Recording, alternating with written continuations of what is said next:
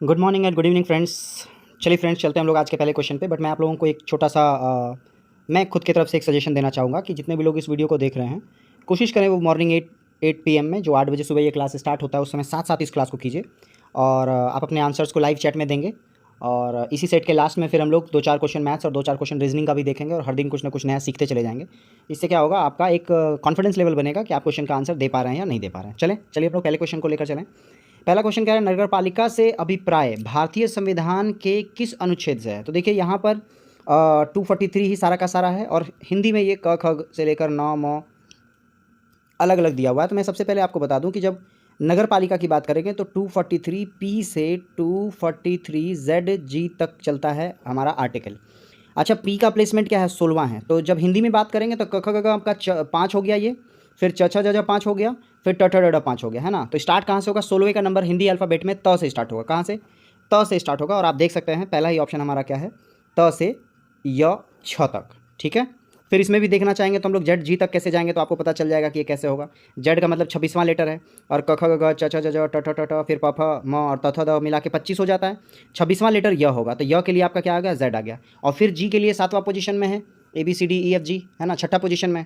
तो क से लेके स्टार्ट करेंगे तो छ तक जाएंगे। तो इस तरह से आपका आंसर क्या होगा, ये होगा। और इंग्लिश में मैं आपको बता दूं, 243 पी से लेकर 243 जेड जी तक जो है वो आपका क्या है, नगर पालिका के बारे में बताया गया है। ठीक है, नेक्स्ट चले।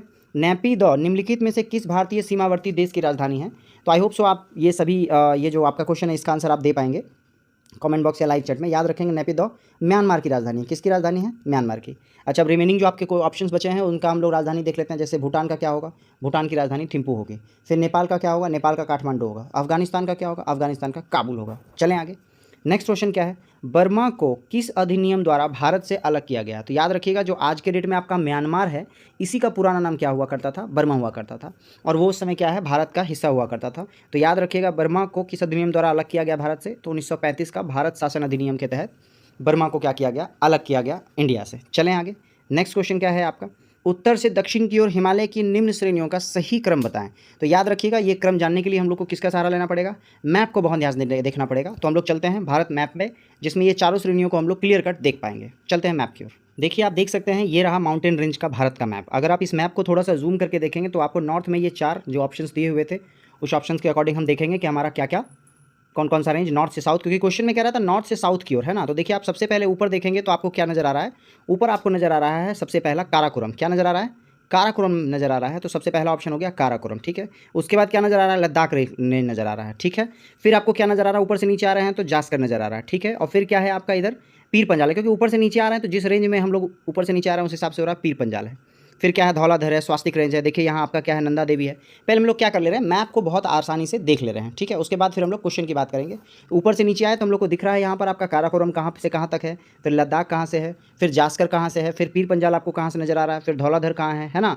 शिवालिक रेंज है आपका, नंदा देवी है, कैलाश रेंज है ना, जहाँ आप कैलाश मानसरोवर के बारे में पढ़ते हैं। फिर देखिए आपका क्या है, माउंट एवरेस्ट किस पोजीशन पे है, यहाँ आपका माउंट एवरेस्ट है। कंचनजंगा की बात होती है हमेशा, भारत का सबसे हाईएस्ट क्या है, कंचनजंगा है, वो यहाँ है आपका।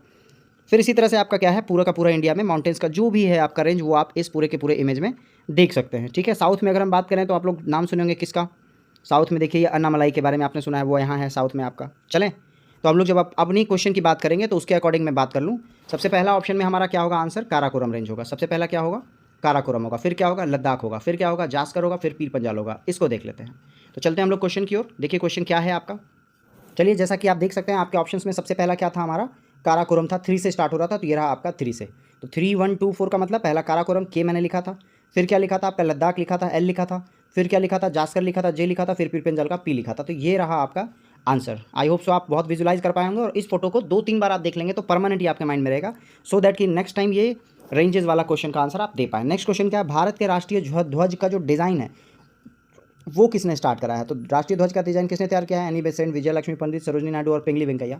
आंसर क्या होगा, आंसर होगा पिंगली वेंकैया ने, है ना।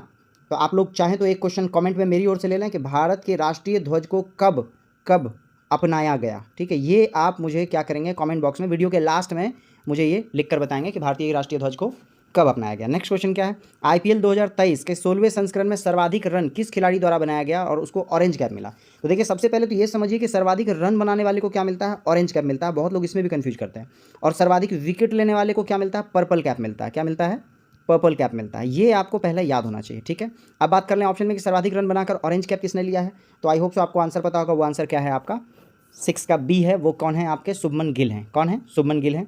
और जब हम बात कर लें वापस से पर्पल कैप मिला, जब भी मैं पर्पल बोलूँगा तो याद रखिएगा आपको किसके लिए, विकेट्स के लिए। तो पर्पल कैप लेने वाला गुजरात के ही हैं आपके कौन, मोहम्मद शमी। मोहम्मद शमी, इनको भी क्या मिला है, पर्पल कैप मिला है। चलें आगे। नेक्स्ट क्वेश्चन क्या है आपका, विश्व का विख्यात तेल शोधक कारखाना अबदान कहाँ है, तो याद रखिएगा ये जो अबदान है आपका तेल शोधक कारखाना, ये कहाँ है आपके, ईरान में है। कहाँ है, ईरान। अच्छा, जब बात ईरान की है तो याद रखिएगा ईरान की राजधानी कौन सी है, तेहरान है। ईरान की राजधानी तेहरान। कंट्री कैपिटल भी हम लोग याद करते हुए चलेंगे। नेक्स्ट क्वेश्चन है, हमारे संविधान में न्यायिक समीक्षा की धारणा किस देश के संविधान से ली गई है, तो न्यायिक समीक्षा का मतलब है कि आपका दिया गया जजमेंट को आप वापस से रिव्यू कर लेना है ना, दोबारा से देखना चाह रहे हैं। तो याद रखिएगा ये किस कंट्री से लिया गया है, ये लिया गया है यूएसए से, यूनाइटेड स्टेट ऑफ अमेरिका से। नेक्स्ट क्वेश्चन है, भारत का संविधान किस तिथि को स्वीकार किया गया, देखिए यहाँ पर स्वीकार किया गया है या अंगीकार किया गया, दोनों वर्ड एक ही है, ठीक है। स्वीकार या अंगीकार किया गया है, दोनों वर्ड क्या है आपका, सेम है। और कब हम लोग ने एक्सेप्ट किया था अपने संविधान को, वो डेट है आपका 26 नवंबर 1949, है ना।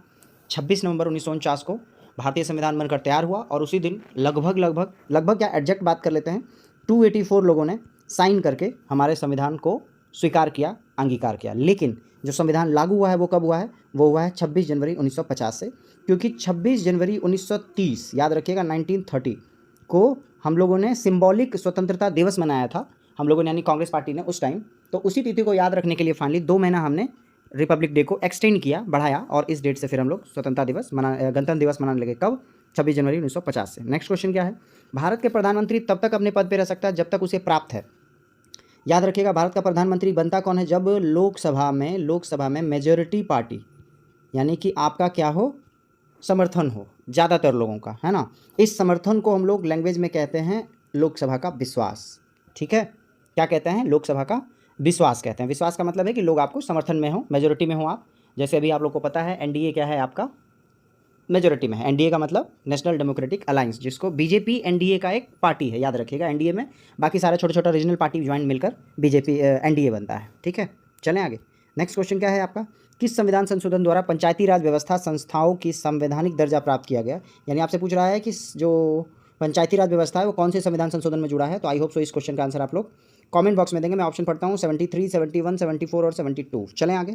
जो मुझे फॉलो कर रहे हैं उनको इसका जवाब बिल्कुल आता होगा और आप लाइव चैट में देख सकते हैं आंसर। चलते हैं। नेक्स्ट क्वेश्चन क्या है, निम्नलिखित में कौन सी रचना महात्मा गांधी के साथ संबंधित नहीं है। जब भी मैं कहता हूँ क्वेश्चन पढ़ना है तो रफ्तार में, लेकिन थोड़ा सा ध्यान रखते हुए। आपसे पूछ रहा है संबंधित नहीं है, जैसे माई एक्सपेरिमेंट विद ट्रूथ, ये तो ऑटोबायोग्राफी है उनकी। हरिजन भी क्या है, उनके द्वारा लिखा गया। हिंस राज भी उनके द्वारा लिखा गया। ये जो आपका है द होली फैमिली, क्या है, द होली फैमिली, ये गांधी जी ने नहीं लिखा है। द होली फैमिली किसके द्वारा लिखा गया, कार्ल मार्क्स का बुक द्वारा लिखा गया। कार्ल मार्क्स के द्वारा लिखा गया बुक है the Holi family. Next question की बात कर लें, क्वेश्चन नंबर 13 क्या कह रहा है। क्वेश्चन नंबर 13 कह रहा है, इनमें से कौन सी पुस्तक या पुस्तकें श्री मुल्कराज आनंद की लिखी हुई हैं, यानी मुल्कराज आनंद द्वारा लिखा गया बुक कौन सा, ये पूछ रहा है आपसे।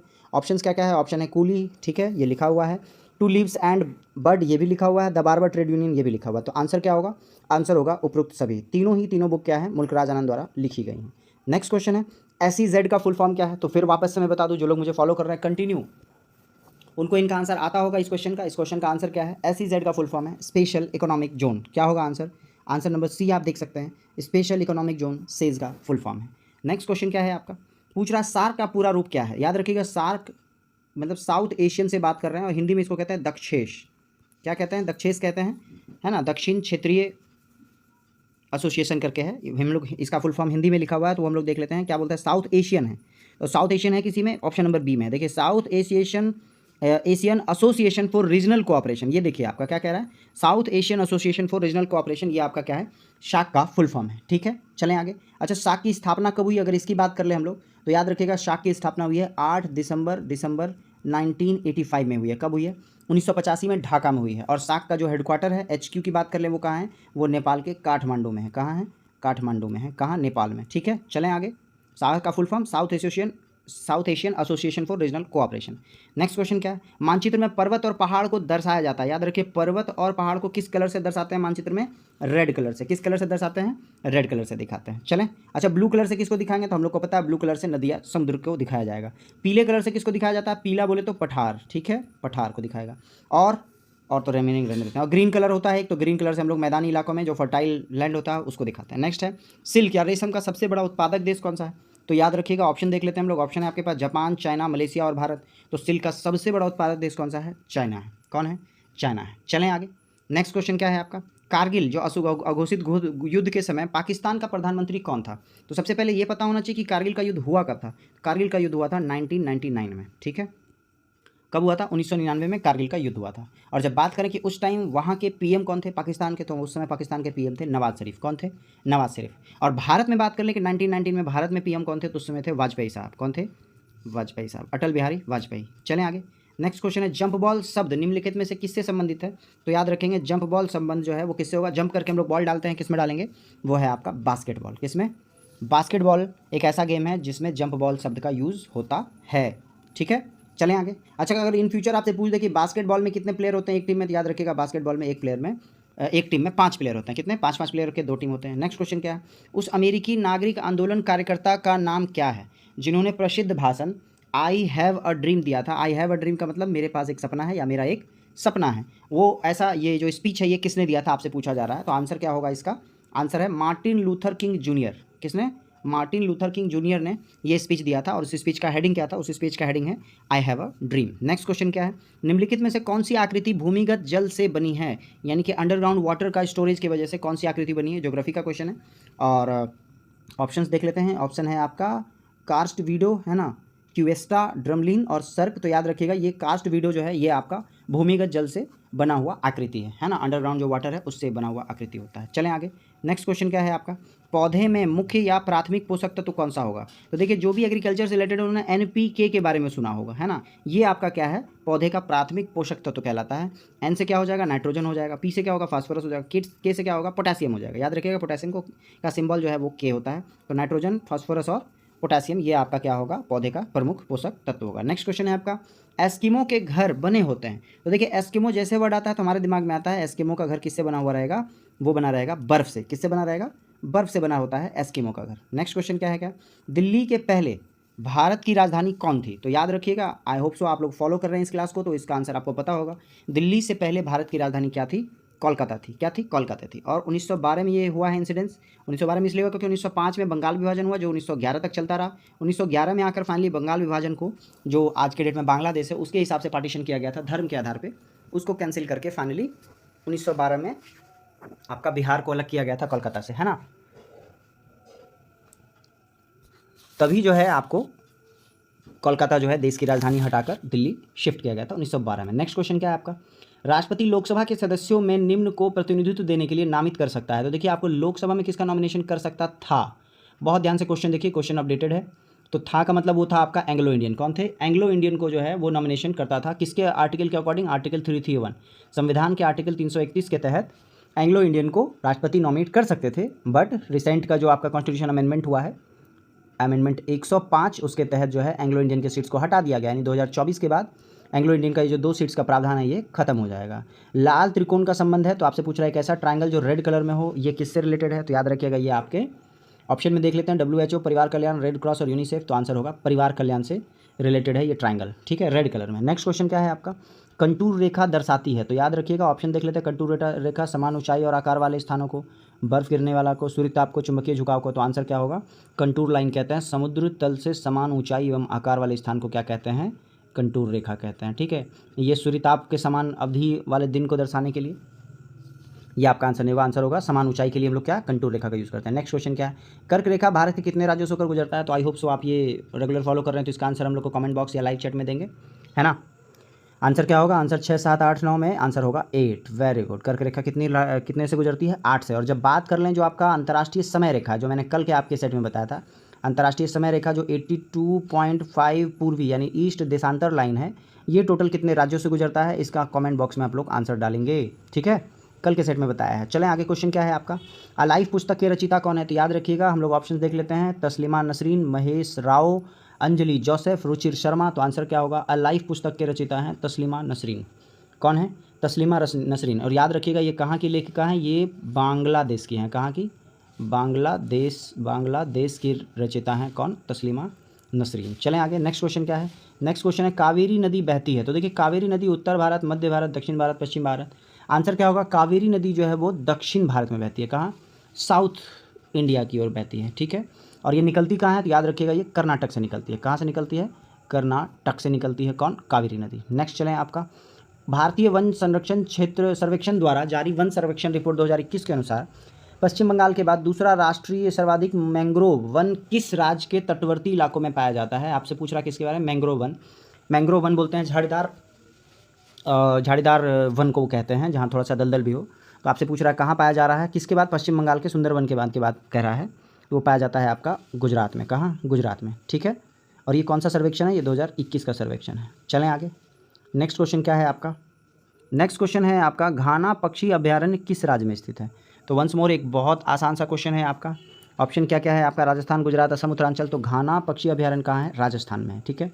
नेक्स्ट क्वेश्चन है, दल बदल विरोधी कानून पारित हुआ। तो याद रखिएगा दल बदल विरोधी कानून कब आया हमारे देश में, ये आया 1985 में।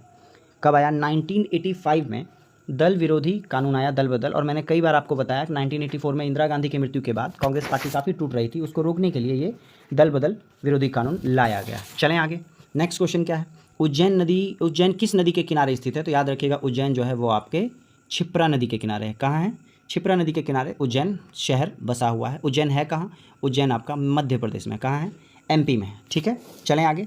अच्छा, जब बात कर लें कि गोदावरी किसके शहर के किनारे है, तो याद रखिएगा गोदावरी है आपके नासिक के, किस शहर के किनारे है, या नासिक शहर जो है किस नदी के किनारे बसा हुआ है, तो वह है गोदावरी। चलें आगे, नेक्स्ट क्वेश्चन है, कथकली किस राज्य का शास्त्रीय नृत्य है। तो कथकली के बारे में बात कर लें तो ये किस राज्य का होगा, ऑप्शन है केरल, आंध्र प्रदेश, तमिलनाडु और असम। तो आंसर क्या होगा, आप लोगों को पता है कथकली है केरल का। कहाँ का, केरल का, ठीक है। और जब बात कर लें हम लोग आंध्र प्रदेश का, तो याद रखिएगा आंध्र प्रदेश का है कुचिपुड़ी। क्या है, कुचिपुड़ी। कहाँ है, आंध्र प्रदेश में। चलें, नेक्स्ट क्वेश्चन क्या है, निम्न में से कौन दो राज्यों की राजधानी है। तो याद रखिएगा आप ऑप्शन देख लिए, दिल्ली, गांधीनगर, जयपुर और चंडीगढ़। तो आंसर क्या होगा, चंडीगढ़। चंडीगढ़ दो राज्य और एक केंद्र शासित प्रदेश की राजधानी है, ठीक है। तो चंडीगढ़ किसकी राजधानी है, तो हम बात कर लें सबसे पहले राज्यों की। तो याद रखिएगा पंजाब का चंडीगढ़ है, ठीक है। और साथ ही साथ जो आपका हरियाणा है, हरियाणा उसका भी चंडीगढ़ है। चलें आगे, नेक्स्ट क्वेश्चन क्या है आपका, मेगास्थनीज राजदूत था किसका। तो याद रखिएगा मेगास्थनीज सेल्यूकस का, मिनांडर का, चंद्रगुप्त मौर्य का और चंद्रगुप्त द्वितीय का। तो मेगास्थनीज जो है वो आपका राजदूत किसका था, सेल्यूकस का। सेल्यूकस निकेटर है ना, सेल्यूकस निकेटर पूरा नाम था, उसका राजदूत कौन था, मेगास्थनीज था। चलें आगे, नेक्स्ट कह रहा है भारत की कुल समुद्री सीमा लंबी कितनी है। तो याद रखिएगा ये क्वेश्चन वापस से 2 सेट पहले हम लोगों ने पढ़ा था, जिनको याद है वो लिख देंगे कमेंट बॉक्स में। वेरी गुड, 6200, 8000, 7500 और इनमें से कोई नहीं। तो मैंने आपको बताया था कुल समुद्री सीमा की लंबाई लगभग 7500 है। लगभग इसलिए क्योंकि थोड़ा आगे है, 7500 1516 के आसपास है, तो 7500 आप कंसीडर कर सकते हैं। नेक्स्ट है, बुद्ध के बचपन का नाम क्या है। ये भी क्वेश्चन बहुत आसान है, जो लोग फॉलो कर रहे हैं कंटिन्यू बता पाएंगे। बुद्ध के बचपन का नाम क्या है आपका, ऑप्शन है से गौतम, सिद्धार्थ, महावीर और साक्य। तो आंसर क्या होगा, सिद्धार्थ, ठीक है। बुद्ध के बचपन का नाम क्या है, सिद्धार्थ है। और फिर से मैं बता दूं कि बुद्ध जो है किस वंश से रिलेटेड थे, तो उस वंश का नाम है शाक्य वंश। देख लीजिए यहाँ, इसलिए शाक्य दिया है ताकि आपको कन्फ्यूजन हो सके। बुद्ध शाक्य वंश से रिलेटेड थे, उनके बचपन का नाम सिद्धार्थ था। नेक्स्ट क्वेश्चन है क्या, हिमालय की सबसे उत्तरी पर्वत श्रेणियों को क्या कहते हैं। तो याद रखिएगा, अभी हम लोगों ने मैप देखा था, वापस से देख सकते हैं, लेकिन थोड़ा सा चलते हैं। आपका ऑप्शन है शिवालिक, हिमाद्री, हिमाचल और लद्दाख। इसलिए चलते क्योंकि ये क्वेश्चन हम लोग पहले भी डिस्कशन कर चुके थे। तो याद रखिएगा हिमालय को 3 भागों में बांटा गया है। हिमाद्री सबसे उत्तर भाग हिमालय का है, और सबसे दक्षिण भाग को हम लोग शिवालिक कहते हैं। तो आपसे पूछ रहा है सबसे उत्तरी भाग को, तो उसको आंसर क्या होगा, हिमाद्री। और सबसे साउथ वाले भाग को हम लोग क्या कहते हैं, शिवालिक कहते हैं। क्लियर, साउथ शिवालिक है। नेक्स्ट है क्वेश्चन नंबर 41। क्वेश्चन नंबर 41 क्या कह रहा है आपका, क्वेश्चन नंबर 41 कह रहा है कौन सा युग्म गलत है। तो देखिए आपसे पूछ रहा है कौन सा युग्म गलत है, तो 23 जनवरी नेताजी सुभाष चंद्र बोस बिल्कुल सही है ना। 4 दिसंबर को प्राकृतिक दिवस, ये मुझे थोड़ा सा गलत लग रहा है। 4 दिसंबर को हम लोग क्या मनाते हैं, नेवी डे मनाते हैं। क्या मनाते हैं 4 दिसंबर को, नेवी डे मनाया जाता है, नौसेना दिवस। तो अब बात कर लें 1 जुलाई को doctors day, doctor Bidhan Chandra राय के जन्मदिन पे मनाते हैं। 16 नवंबर को राष्ट्रीय प्रेस दिवस मनाया जाता है, ये भी सही है, ठीक है। चलें आगे, 4 दिसंबर को क्या मनाया जाता है आपका, नेवी डे मनाया जाता है, ठीक है, जिसको कि हम लोग नौसेना दिवस भी कहते हैं। नेक्स्ट क्वेश्चन क्या है आपका, पृथ्वी का सबसे भीतरी परत को क्या कहते हैं। तो आई होप सो ज्योग्राफी का बहुत ही बेसिक क्वेश्चन है। इस क्वेश्चन का जवाब आप लोग फटाक से जो है वो लाइव चैट में देंगे। ऑप्शंस है आपके पास सियाल, क्रोड, सीमा और एस्थेनोस्फीयर। तो आंसर क्या होगा, वेरी गुड, आंसर है क्रोड, ठीक है। यहीं पे जो है आपका मैग्नेटिक फील्ड, जो हमारा अर्थ का गुरुत्वाकर्षण है, वो इसी क्रोड की वजह से है।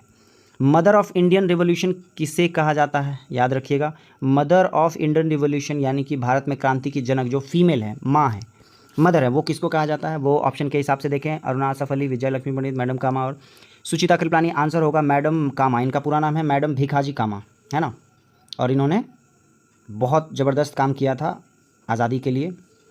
चलें आगे। और जब बात कर ले हम लोग अरुणा आसफ अली का, बहुत कम लोग इनके बारे में जानते हैं, थोड़ा सा मैं डिस्कशन बता दूं। 1942 का जो आपका भारत छोड़ो आंदोलन था, उस समय सारे नेताओं को गिरफ्तार कर लिया गया था, नज़रबंद भी कर लिया गया था। अंडरग्राउंड रह के ऑल इंडिया रेडियो पर जो है वो लीड कर रही थी फीमेल अरुणा आसफ अली, ठीक है, इनको भी आपको याद रखना पड़ेगा। और अरुणा आसफ अली को grand old lady of India कहा जाता है, ध्यान में रखिएगा, grand old lady of India कहा जाता है। किनको? अरुणा आसफ अली को। 1942 में बहुत इंपॉर्टेंट रोल निभाया इन्होंने। नेक्स्ट क्वेश्चन है, क्षोभ मंडल की सघनता कब बढ़ जाती है? सघनता का मतलब याद रखिएगा डेंसनेस है, तो डेंस कब बढ़ेगा? जब ओस गिरेगा, फॉग होगा, है ना, एटमॉस्फेयर भारी भारी एकदम, जो हवा में नमी की मात्रा ज़्यादा होगी। तो ऐसा कब होता है? ऐसा होता है शीत ऋतु में। किस ऋतु में? शीत ऋतु में, यानी कि ठंडे समय में, ठंडे के मौसम में जो है आपका क्षोभ मंडल की सघनता ज़्यादा रहती है। नेक्स्ट क्वेश्चन क्या है आपका? साइलॉक नामक पात्र विलियम शेक्सपियर के किस रचना का पात्र है? यानी आपसे पूछ रहा है कि विलियम शेक्सपियर द्वारा लिखा गया कोई बुक है, कोई नॉवेल है, उसमें साइलॉक नाम का कोई कैरेक्टर है, वो कैरेक्टर आपका किस बुक का है? ऑप्शन क्या क्या है आपका? एज यू लाइक इट, है ना, टेम्पेस्ट, मर्चेंट ऑफ वेनिस और मैकबेथ। तो आंसर होगा मर्चेंट ऑफ वेनिस में साइलॉक नामक पात्र विलियम शेक्सपियर की रचना थी, ठीक है। चलें आगे, चलते हैं हम लोग अगले क्वेश्चन में। अगला क्वेश्चन कह रहा है कि मई 2023 में 57वां ज्ञानपीठ पुरस्कार किसको दिया गया है?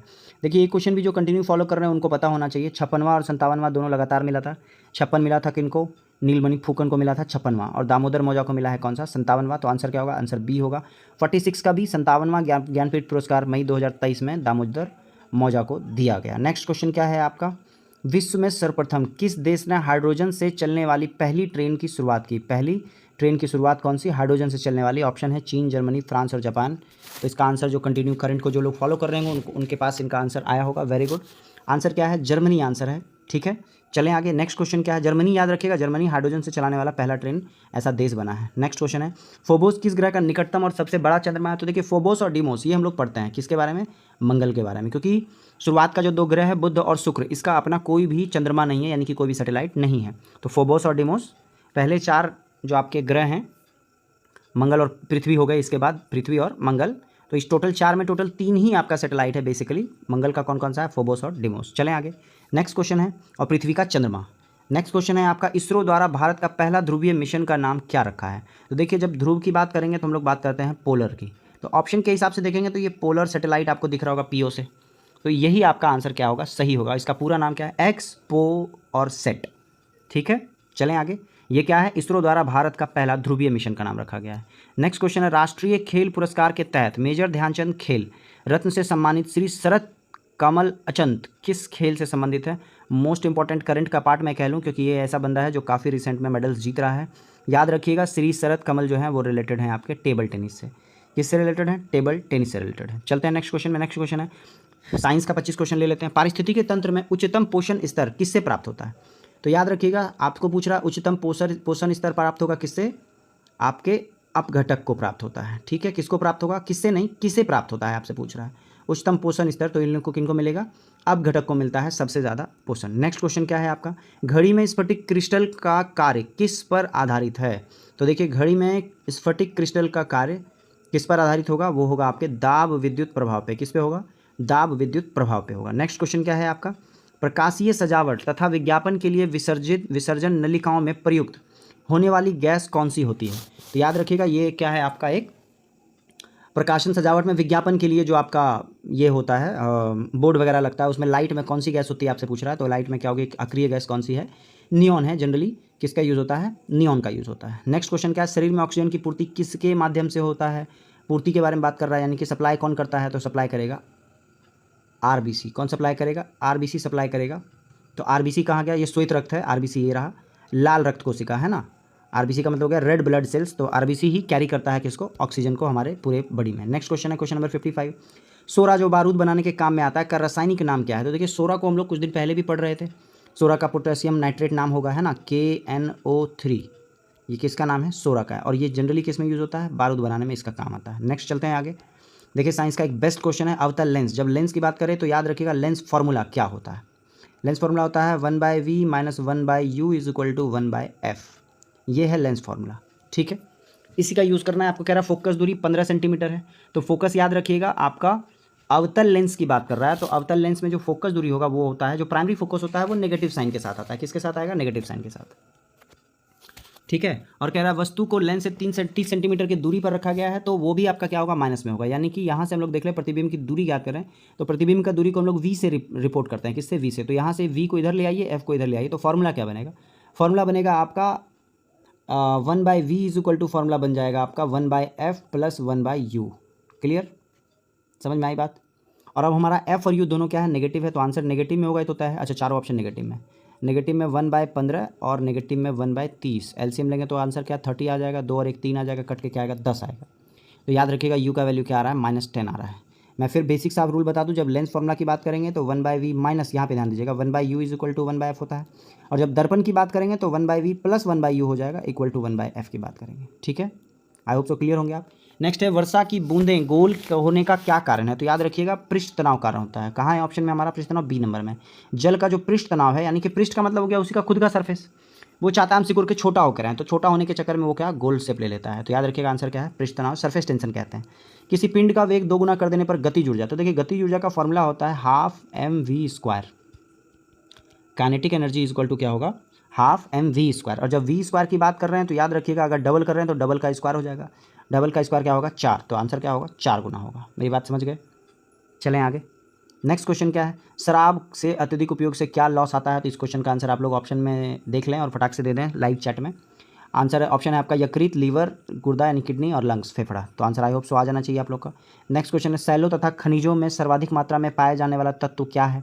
तो याद रखिएगा सैलों तथा खनिजों में, जब बात खनिज की आई तो मुझे डाउटलेस खत्म हो गया मैं डाउट। सर्वाधिक मात्रा में क्या पाया जाएगा? वो है आपका कार्बन। क्या है? कार्बन सबसे ज़्यादा मात्रा में पाया जाएगा। जितने भी मिनरल्स होते हैं उसमें कार्बन होता है ना। चलें नेक्स्ट क्वेश्चन क्या है? आपसे पूछ रहा दी गई अभिक्रिया कैसी अभिक्रिया? तो देखिए रेडॉक्स अभिक्रिया उसको कहते हैं जिसमें ऑक्सीजन हटके किसी और में कंप्लीट जुड़ जाता हो, है ना। तो एक तरफ आपका ऑक्सीजन का लगाव भी हो रहा है और एक तरफ आपका ऑक्सीजन टूट के किसी और में जा रहा है। तो याद रखिएगा ऐसा अभिक्रिया को रेडॉक्स अभिक्रिया करते हैं। इस क्वेश्चन में आप देख सकते हैं ऑक्सीजन एक साथ M के साथ था और कंप्लीट ऑक्सीजन हट के क्या किसी और के साथ जुड़ गया है, तो इसलिए ऐसे अभिक्रिया को क्या कहेंगे? रेडॉक्स अभिक्रिया करेंगे। क्लियर? चलें आगे। नेक्स्ट क्वेश्चन क्या है आपका? दही का जमना कौन सी प्रतिक्रिया है? तो याद रखिएगा दही का जमना, वेरी गुड। ऑप्शन तो बहुत आसान है आपका, आंसर होगा रासायनिक अभिक्रिया है। दही का जमना कैसी अभिक्रिया है? रासायनिक अभिक्रिया है, क्योंकि रासायनिक अभिक्रिया उसको कहते हैं जो रिवर्स नहीं हो सके, है ना। वापस से दही को दूध आप नहीं बना सकते। नेक्स्ट क्वेश्चन है सोडियम सल्फेट और बेरियम क्लोराइड की अभिक्रिया में बनने वाला सफ़ेद अवक्षेप क्या है? तो याद रखिएगा सोडियम सल्फेट की बात कर रहे हैं, तो सोडियम सल्फेट का फॉर्मूला है आपका, मैं फॉर्मूला लिख दूँ Na2SO4। और बेरियम क्लोराइड की बात कर लें तो फॉर्मूला है BaCl2। जब इन दोनों का रिएक्शन होगा तो जो सफ़ेद अवक्षेप मिलता है वो कौन सा होगा आपका? वो होगा आपका बेरियम सल्फेट। क्या होगा? यहाँ का बेरियम इस सल्फेट से रिएक्ट कर लेता है और क्या होगा? बेरियम सल्फेट होगा जो सफ़ेद होता है। क्या होता है? सफ़ेद होता है। आंसर क्या होगा? बेरियम सल्फेट होगा। नेक्स्ट क्वेश्चन है आधुनिक आवर्त सारणी में अंतिम उपधातु कौन सा है? तो याद रखिएगा आधुनिक आवर्त सारणी में जो अंतिम उपधातु है वो है आपका पोलोनियम है। क्या है? पोलोनियम है, ठीक है। हम लोग देखेंगे कभी पीरियोडिक टेबल को भी आराम से देखेंगे। नेक्स्ट क्वेश्चन है आपका यदि अम्ल की प्रतिक्रिया जिंक के टुकड़े से कराई जाए तो कौन सी गैस निकलेगी? तो देखिए जब अम्ल की प्रक्रिया जिंक के टुकड़े से कराएंगे, अम्ल का मतलब याद रखिएगा एसिड, और एसिड है तो हाइड्रोजन होगा, ये ध्यान में रखेंगे। तो जब भी आपका अम्ल का हाइड्रोजन से मतलब किसी भी एसिड से करेंगे जिंक का, तो निकलेगा कौन सा गैस? हाइड्रोजन गैस निकलेगा। कौन सा? हाइड्रोजन निकलेगा। नेक्स्ट क्वेश्चन क्या है आपका?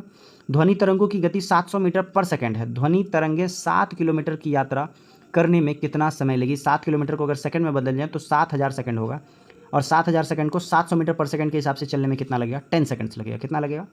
10 सेकंड लगेगा। सीधा सा इक्वेशन है। नेक्स्ट है मीथेन गैस बनती है। मीथेन गैस का फॉर्मेशन आप पढ़ेंगे, वापस से मैं बता दूं 10th क्लास का बहुत बेसिक सा क्वेश्चन है। मीथेन गैस का फॉर्मेशन कैसे होगा? सोडियम एसीटेट को सोडा लाइम के साथ अभिक्रिया कराने पर, ठीक है। सोडियम एसीटेट को सोडा लाइम। अच्छा क्वेश्चन ये कि सोडा लाइम होता क्या है? तो सोडियम हाइड्रोक्साइड को हम लोग सोडा लाइम कहते हैं, NaOH को हम लोग सोडियम हाइड्रोक्साइड को सोडा लाइम कहते हैं। और जब बात कर लें हम लोग सोडियम एसीटेट, तो ये क्या होता है? एसिटिक एसिड पहले लिख लीजिए CH3COOH, उसके जगह Na लगा दीजिए, ये हो गया सोडियम एसीटेट। तो सोडियम एसीटेट को सोडा लाइम के साथ अभिक्रिया कराएंगे तो आपका क्या बन जाता है? मीथेन का फॉर्मेशन होता है। ध्यान में रखिएगा। क्वेश्चन नंबर 68 की बात कर लें, हीरा और ग्रेफाइट में जो बेसिक अंतर है क्या है? देखिए जब आप ऑप्शन को पढ़िएगा तो चारों ऑप्शन आपको दिखेगा, हीरा मुलायम और ग्रेफाइट कठोर होता है, हीरा कुचालक ग्रेफाइट कुचालक। हीरा सुचालक और ग्रेफाइट कुचालक, ये तो खैर गलत ही है आपका, है ना। हीरा जो है वो कुचालक होता है, ग्रेफाइट सुचालक होता है। षटकोणीय संरचना और पंचकोणीय संरचना, ये भी गलत है आपका। तो आंसर जो बोल रहा है आपसे कि बेसिक डिफरेंस क्या है, बेसिक डिफरेंस उसके स्ट्रक्चर में आता है, वो आता है ये, हीरा जो है वो चतुष्फलकीय है और ग्रेफाइट जो है वो षटकोणीय है। क्लियर। और ऑप्शन नंबर 4 भी देखिए गलत है, मैंने ध्यान से पढ़ा नहीं था, सॉरी इसके लिए। हीरा मुलायम लिखा है वो गलत है। तो बेसिक डिफरेंस आपका पहला है, चतुष्फलकीय होता है हीरा, ये ध्यान में रखेंगे। ग्रेफाइट क्या होता है, षटकोणीय होता है। नेक्स्ट क्वेश्चन क्या है, शुष्क सेल में जिंक की सतह पर होता है। तो याद रखिएगा जो ड्राई आपका बैटरी है ना, उसमें आपके जिंक का जो सतह पर होता है वो जिंक जो है, जिंक वाला जो साइड है वो कौन सा होगा, ऋणात्मक होगा। क्या होगा, जिंक का क्या होगा, ऋणात्मक होगा। अच्छा, जिंक का एटॉमिक नंबर क्या है, जिंक का एटॉमिक नंबर 30 है और इसके आउटर मोस्ट में 2 इलेक्ट्रॉन है। ये इलेक्ट्रॉन को त्याग करेगा, है ना, तो ये इलेक्ट्रॉन को त्याग करेगा यानी इलेक्ट्रॉन को देगा और दूसरा क्या होगा, लेगा। तो जब लेगा तो ऋणात्मक हो जाएगा, ध्यान में रखेंगे आप। चलें आगे।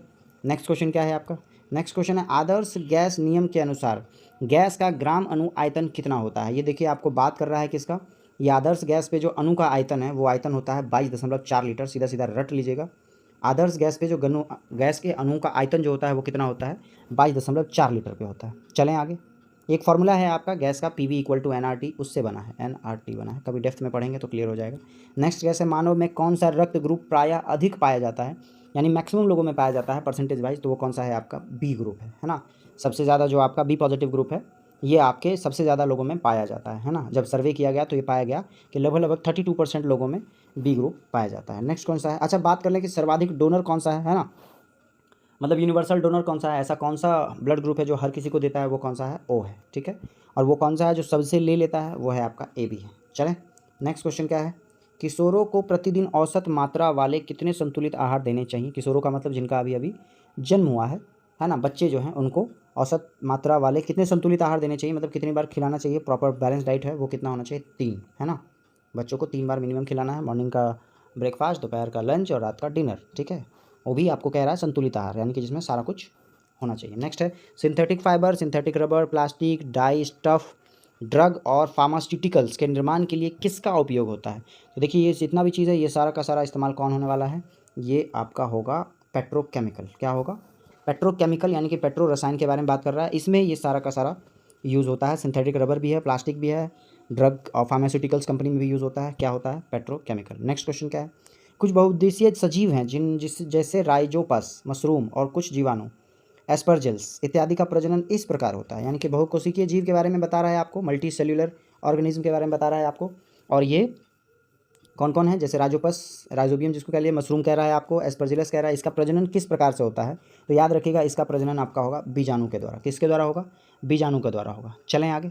नेक्स्ट क्वेश्चन क्या है आपका, नेक्स्ट क्वेश्चन है आपका साइक्लोस्टोमेटा जबड़े रहित होते हैं, क्या होते हैं। ये देखिए ये साइक्लोस्टोमेटा जो होता है उनके पास जबड़ा नहीं होता, जौ नहीं होता है, तो वो क्या है ऐसा जिसका जबड़ा नहीं होता है, तो याद रखिएगा वो है आपका कशेरुकी, यानी कि वर्टिब्रा। जो आपका साइक्लोस्टोमेटा है वो एक वर्टिब्रा है जिसका कि जबड़ा नहीं होता है, ध्यान में रखेंगे आप। चलते हम लोग मैथ्स के क्वेश्चन में। मैथ्स के क्वेश्चन में आप देख सकते हैं, पेन पेपर के साथ तैयार रहिएगा, बहुत ही ज़बरदस्त क्वेश्चन है। क्वेश्चन ये कह रहा है क्या कि प्रताप ने अरुण से कोई धनराशि साधारण ब्याज पे प्रथम 3 वर्ष में 12% की दर से, दर का मतलब याद रखिएगा 12% वार्षिक दर से, मतलब हर वर्ष जो है 12% लगेगा। तो पहला 3 साल के लिए आपका 12% कह रहा है, फिर कह रहा है अगला 5 वर्ष के लिए 16%, तो 5 आ गया आपका 16%, और 5 से ज़्यादा मतलब 8 से ज़्यादा के लिए कितना लग रहा है, 20% लग रहा है। देख रहे हैं जैसे जैसे समय बढ़ रहा है परसेंटेज आपका बढ़ता जा रहा है। तो आपसे पूछ रहा है टोटल 11 वर्ष के उपरांत ब्याज मूलधन से इतना रुपये अधिक हो तो आपसे बोल रहा है उधार ली गई राशि कितनी थी। तो देखिए हम लोग कैलकुलेट कर लेते हैं। 11 वर्ष के लिए पहला 3 वर्ष के लिए 12 या 36% है ना, 12% के हिसाब से। फिर आपका कह रहा है अगला 5 वर्ष 16 के हिसाब से, तो 16 बचे कितना, 80% हो जाएगा, ठीक है। और फिर उसके बाद के लिए 3 साल और बचा ना, 11 साल का मतलब 5 3 8 और 3 11, तो 3% के लिए हिसाब से 3 वर्ष के हिसाब से 20 या 60% हो गया। जब इसको ऐड कर लेंगे तो हमारे पास आ जाएगा 8 6 14 3 17, यानी कि 176%। और आपको कह रहा है कि जो ब्याज है वो मूलधन से इतना ज़्यादा है, मतलब इसमें 100 घटा लीजिए, मूलधन घटा ले तो आपका क्या आ गया 76। ये 76 बराबर 60 80 है, कितना है 76 बराबर आपका 7 80 है। तो हम लोग अब काटना स्टार्ट करें, है ना। 60 बराबर 76, 76 76, देखिए 19 से कटने वाला है डेटा, क्या 19 चौके 76 कट गया 19 से, ये 19 दिया 57, 19 दूनी 38, 320, इसको काटिएगा तो आ जाएगा 80 बार में, यानी 1% बराबर क्या आ जाएगा आपका 80 आ जाएगा। तो 100% बराबर क्या आ जाएगा 8000 आ जाएगा। तो आंसर क्या होगा 8000। पूछ रहा उधार ली गई धनराशि क्या थी। क्लियर। में देखिए अगला क्वेश्चन क्या कह रहा है कि एक दुकानदार अपने माल का अंकित मूल्य उसके क्रय मूल्य से कितना अधिक पर अंकित करे कि 12.5% छूट देने के बाद भी 5% का प्रॉफिट हो। देख रहे हैं आप। अच्छा 12.5% छूट का मतलब देखिए क्या होता है 1/8, 1/8 का डिस्काउंट देने के बाद भी, यानी कि हम कह सकते हैं कि MP का जो 7/8 होगा वो CP का 105 का मतलब 21/20 होगा, ऐसा समझिए। 21/20 होगा, तो 7 से देखिए काट लिए, 7 या 21 3 बार में कटा, 4 से काट लेंगे 4 दूनी 8, 4 से कटेगा 5 बार में, तो फाइनली MP/CP क्या आ गया हमारा 6/5 आ गया। अब बहुत ध्यान से देखिए, कॉस्ट प्राइस 5 रुपया है, मार्क प्राइस 6 रुपया है, तो आपसे कह रहा है क्या, कितना मूल्य अंकित करें, कितना बढ़ाकर, तो देखिए कितना बढ़ाया हमने, 1 रुपया बढ़ाया। 1 रुपया इस 5 का कितना परसेंट है, 1/5 बराबर कितना आ गया, 20% आ गया। कितना आ गया, 1/5 का मतलब 20% आ गया। मेरी बात समझे? इस तरह से भी क्वेश्चन बना सकते हैं, फिर लॉन्ग मेथड भी है, लॉन्ग भी बना सकते हैं। वापस से अगर मैं इसको चाहूँ बताने के लिए, तो याद रखिएगा आपका कह रहा है 12.5% आपको डिस्काउंट भी देना है और 5% का प्रॉफिट है, तो आप सीधा सीधा लिखिए कि MP का 12.5% का मतलब 1/8 का डिस्काउंट देंगे, डिस्काउंट मतलब घटाएंगे तो ये हो जाएगा 7/8। MP का जो 7/8 है वो CP का आपका 105/100 है, 105/100 का मतलब हो गया 21/20। वहाँ से काट के आप रेशियो निकाल लेंगे और फिर फाइनल निकाल लेंगे कितना परसेंट ज़्यादा करना है। आंसर याद रखिएगा, आंसर है आपका 20%। नेक्स्ट क्वेश्चन क्या है, किसी वस्तु का अंकित मूल्य 2100 रुपया है तथा इस पर 10% का बट्टा का मतलब याद रखिएगा, बट्टा का मतलब होता है डिस्काउंट दिया जाता है। 2100 रुपया उसका MP है, 10% डिस्काउंट का मतलब 210 घटा दीजिए तो क्या आ जाएगा आपका 1990 रुपया आ जाएगा, सॉरी 1890 रुपया आ जाएगा, घटा कर कितना आएगा 1890 आएगा। ठीक है, ठीक है, हाँ। अब कह रहा है यदि असमय में दुकानदार 5% का एक अन्य बटा दे, असमय का मतलब क्या कहते हैं, मार्केट अभी नहीं है, और 5% का और डिस्काउंट दे, तो 5% अब 1890 का 5% क्या होगा, इतना गुना 5/100 कर लीजिए सीधा सीधा, तो 5 से इसको काटे 20 बार में, 0 से 0 खत्म हो गया, और 189/2 कर ले तो हमारा क्या आ जाएगा 94.5 आ जाएगा। कितना आएगा 94.5 आएगा, यानी आपको 1890 में 94.5 घटाना है। जब आप इसको सब्सट्रैक्ट करेंगे तो आंसर क्या आ जाएगा 1795। कितना आएगा 1795.5। चलें, आई होप सो आपको क्लियर हो रहा होगा, एकदम स्टेप बाय स्टेप हम लोग बना रहे हैं इस क्वेश्चन को। नेक्स्ट क्वेश्चन है, घड़ी का अंकित मूल्य 1600 है, 1600 लिख देते हैं हम लोग, 1600। नेक्स्ट कह रहा है 2 क्रमवार बट्टे देने के उपरांत उसे 1224 में बेचा गया। पहला डिस्काउंट 10% था, तो देखिए 1600 का 10% क्या 160 होगा, घट के क्या आ जाएगा 1440 आ जाएगा। अब 1440 से कितना घटे हैं वो पहले देख लेते हैं हम लोग। घटे हैं 216, कितना घटे हैं 216 शायद घटे हैं, आप एक बार देख लेंगे। तो 216 144 का कितना परसेंट है, तो हम लोग लिखेंगे 216/144 यानी 1440 गुना 100, है ना। यहाँ से क्लियर हो जाएगा। ऐसे मैं ओरली भी निकाल सकता था, बट मैं फिलहाल आप लोगों के साथ चल रहा हूँ। देखिए 72 दूनी ये है और 72 तिया है, और 2 से इसको 5 बार में कट कर दिया, यानी लगभग लगभग कितना 5 तिया 15% आपका क्या होगा आंसर होगा एग्जैक्ट। यानी पहला डिस्काउंट 10% का और सेकंड डिस्काउंट 15% का था। आप लोग बनाएंगे इस वीडियो को पॉज करके और फिर देखेंगे कि मैंने कैसे बनाया है ना। चलें आगे। नेक्स्ट क्वेश्चन है, आप लोग रीजनिंग का कुछ क्वेश्चन लेते हैं। रीजनिंग में देखिए आपको ऑड वन आउट हम लोग ले रहे हैं। क्वेश्चन नंबर 101 क्या कह रहा है, ऑड वन आउट का मतलब आपको जो 4 ऑप्शन दिया है इसमें से डिफरेंट बताना है। तो देखिए सबसे पहला जो क्वेश्चन है आपका वायलिन, सितार, वीणा और बांसुरी, इसका आई होप सो आप लोग आंसर दे देंगे। ये जो वायलिन, सितार, वायर, वीणा है ये सारा का सारा वायर्ड है, और बांसुरी आपका क्या है लकड़ी का बना हुआ है, वायर्ड नहीं है। नेक्स्ट क्वेश्चन, वायर्ड का मतलब तार से है, बाकी तीनों में तार है, इसमें तार नहीं है। नेक्स्ट है आपका, देखिए आपको दिख रहा होगा जे, जब पैटर्न की बात करेंगे JK और फिर LM ऐसे, STUV और फिर ये STUV उल्टा हो गया आपका, इधर चला गया, तो ये आपका आंसर होगा GHIJ, ये सही है। तो आंसर क्या होगा, थर्ड जो है वो आपका अलग है, तो थर्ड नंबर होगा। नेक्स्ट क्वेश्चन दिख रहा होगा 72 72 5 बीच में है, फिर ये 78 78 3 ये बीच में है, 46 46 2 बीच में, ये थोड़ा एक डिफरेंट है। 35 और 53 लिखा गया, तो आंसर क्या होगा B नंबर आंसर होगा। नेक्स्ट अब बात कर लें इस दोनों में कि ऑड वन आउट क्या है, तो वापस से 104 बहुत ध्यान से देखेंगे तो आपको दिखेगा कि जहाँ ये फिगर है इसी का उल्टा यहाँ किया गया, ट्रायंगल बाहर सर्कल अंदर। ये देखिए आपका क्वाड्रिलेटरल उस तरह का शेप वाला बाहर और बाहर वाला अंदर। यहाँ पे भी ये दिख रहा होगा पेंटागन अंदर पंचभुज और अर्ध सर्कल बाहर, ये वाला आपको दिख रहा होगा यहाँ जो पेंटागन है वो बाहर नहीं है, तो आंसर क्या होगा D होगा। ये सारा बहुत ही आसान आसान सेगमेंट है। वापस से इस क्वेश्चन को देखेंगे तो इस क्वेश्चन में आपको दिखेगा कि ये दोनों सेम डायरेक्शन में है यहाँ पे, ठीक है। फिर हम लोग देख लेते हैं ये दोनों देखिए सेम डायरेक्शन में है, ये दोनों सेम डायरेक्शन में, बट यहाँ क्या है चारों के चारों अलग अलग डायरेक्शन में, तो आंसर क्या होगा, आंसर ये होगा। सबसे पहला क्वेश्चन कह रहा है 2⁻x, ये घातांक करने का सवाल है। आपको कह रहा है अंडर रूट में है x, ठीक है। सबसे पहले तो ये जानना का ज़रूरत है आपको कि ये 2⁻256 वैल्यू किसका होता है, ये होता है 2⁸ का, किसका होता है 8 का, ठीक है। हम लोग को ये पता होना चाहिए कि जब अंडर रूट अपोजिट साइड जाएगा तो स्क्वायर बन जाता है, यानी हम लोग लिख सकते हैं 2⁻x = 2⁸ का ऐसे होल स्क्वायर, ठीक है। फिर हम लोग को पता होना चाहिए कि स्क्वायर के ऊपर अगर स्क्वायर हो, यानी पावर के ऊपर अगर पावर हो, तो वो आपस में क्या होता है मल्टीप्लाई हो जाता है, तो ये हो जाएगा 2⁸ 8 × 2 = क्या 2⁻16। अब बेस अगर सेम है तो पावर का आंसर भी इक्वल होना चाहिए, यानी x का वैल्यू क्या आएगा 16 आएगा। आई होप सो आप लोगों को ये समझ में आया हो। चलते हैं अगले क्वेश्चन में। अगला क्वेश्चन क्या कह रहा है, अगला क्वेश्चन कह रहा है a⁴ + b⁴ = a² b²। तो आपसे पूछ रहा है a⁶, ठीक है, प्लस b⁴। तो देखिए सबसे पहले तो ये समझिए कि यहाँ पे हम लोग इसको लिख सकते थे a⁴, ठीक है, plus B to the power 4 minus A square B square is equal to 0। ये ध्यान में रखेंगे आप, ठीक है। अब बात कर लें इसकी, इसको हम लोग लिख सकते थे ए स्क्वायर का होल क्यूब, ठीक है, और बी स्क्वायर का होल क्यूब, ठीक है। आप समझ रहे हैं। आप बहुत ध्यान से देखिएगा, A cube plus B cube का फॉर्मूला होता है, A cube plus B cube का फॉर्मूला क्या होता है आपका, ए प्लस बी यानी A square plus B square, ठीक है, क्योंकि ए का वैल्यू ए स्क्वायर है। A plus B A square यानी A to the power 4 minus A B यानी ए स्क्वायर बी स्क्वायर और प्लस बी स्क्वायर यानी कि बी टू द पावर 4। देखिए मैं फॉर्मूला लिख देता हूँ पहले आपको, A cube plus B cube is equal to होता है ए प्लस बी, ठीक है, A square minus A B और प्लस बी स्क्वायर। क्लियर। इसी फॉर्मूला को मैंने यहाँ पे लिखा है। अब आप देखेंगे तो आपको दिखेगा, क्या दिखेगा कि ये जो आपका सेगमेंट है ए स्क्वायर यानी A to the power 4 minus A square B square plus B to the power 4, देखिए इसका यहाँ पर हमारा इक्वेशन से जो वैल्यू आया था वो वैल्यू क्या आया था, 0 आया था। और 0 से किसी भी नंबर को मल्टीप्लाई करेंगे तो आउटपुट क्या आएगा, 0 आएगा। मेरी बात समझ रहे हैं। 0 से किसी भी नंबर को मल्टीप्लाई करेंगे आउटपुट 0 आएगा।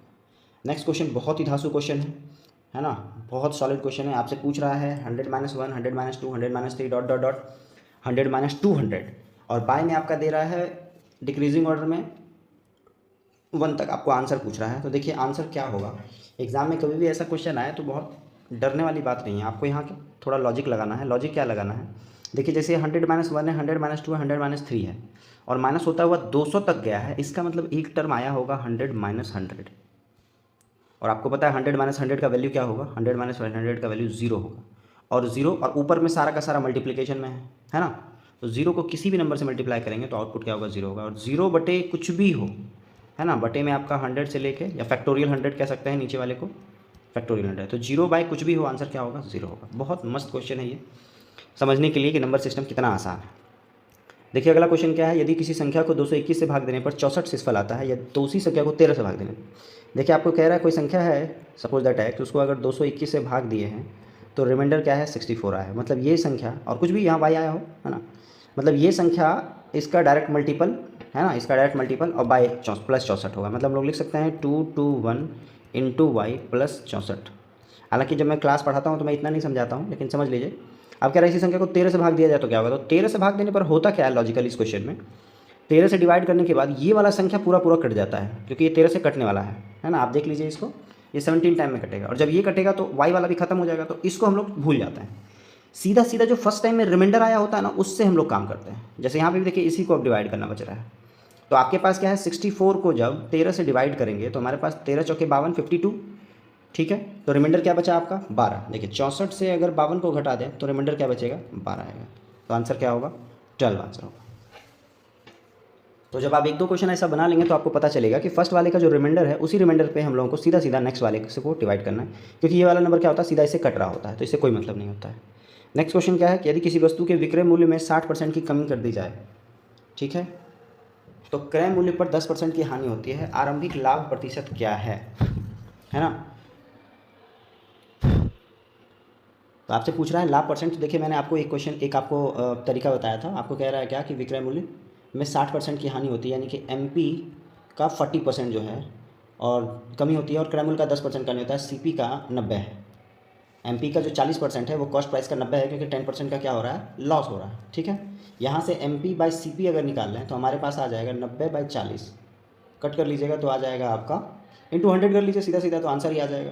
क्योंकि आपसे क्या पूछ रहा है, प्रॉफिट परसेंटेज पूछ रहा है। अच्छा इसको 100 करने के लिए क्या करें, 25 से मल्टीप्लाई कर लें, तो ऊपर वाले को भी 25 से मल्टीप्लाई कर लेंगे। तो फाइनली सीपी आएगा 100, तो एमपी आ जाएगा आपका 25 नमा 225। तो जब 100 आपका कॉस्ट प्राइस है, 200 आपका मार्क प्राइस है, तो आपसे पूछ रहा है आरंभिक लाभ परसेंट क्या है, तो आप आरंभिक लाभ परसेंट 125% होगा, है ना, क्योंकि दोनों पे प्रॉफिट कितना हो रहा है 125 का, कॉस्ट प्राइस कितना है 100 है। मेरी बात समझ रहे हैं। चलें आगे चलते हैं। नेक्स्ट क्वेश्चन में क्या कह रहा है, यदि किसी परीक्षा में एक विद्यार्थी को पास होने के लिए अधिकतम अंकों के 33% मार्क्स चाहिए थे, ठीक है, और उसे 125 अंक प्राप्त हुए तथा वह 40 मार्क्स से फेल हो गया। देखिए 125 मार्क्स लाया और 40 मार्क्स से फेल होने का मतलब है कि 40 मार्क वो और लाता तो पास कर जाता, ठीक है। तो उसको कितना लाना था, उसको लाना था 125 और प्लस 40, यानी हो गया कितना 165।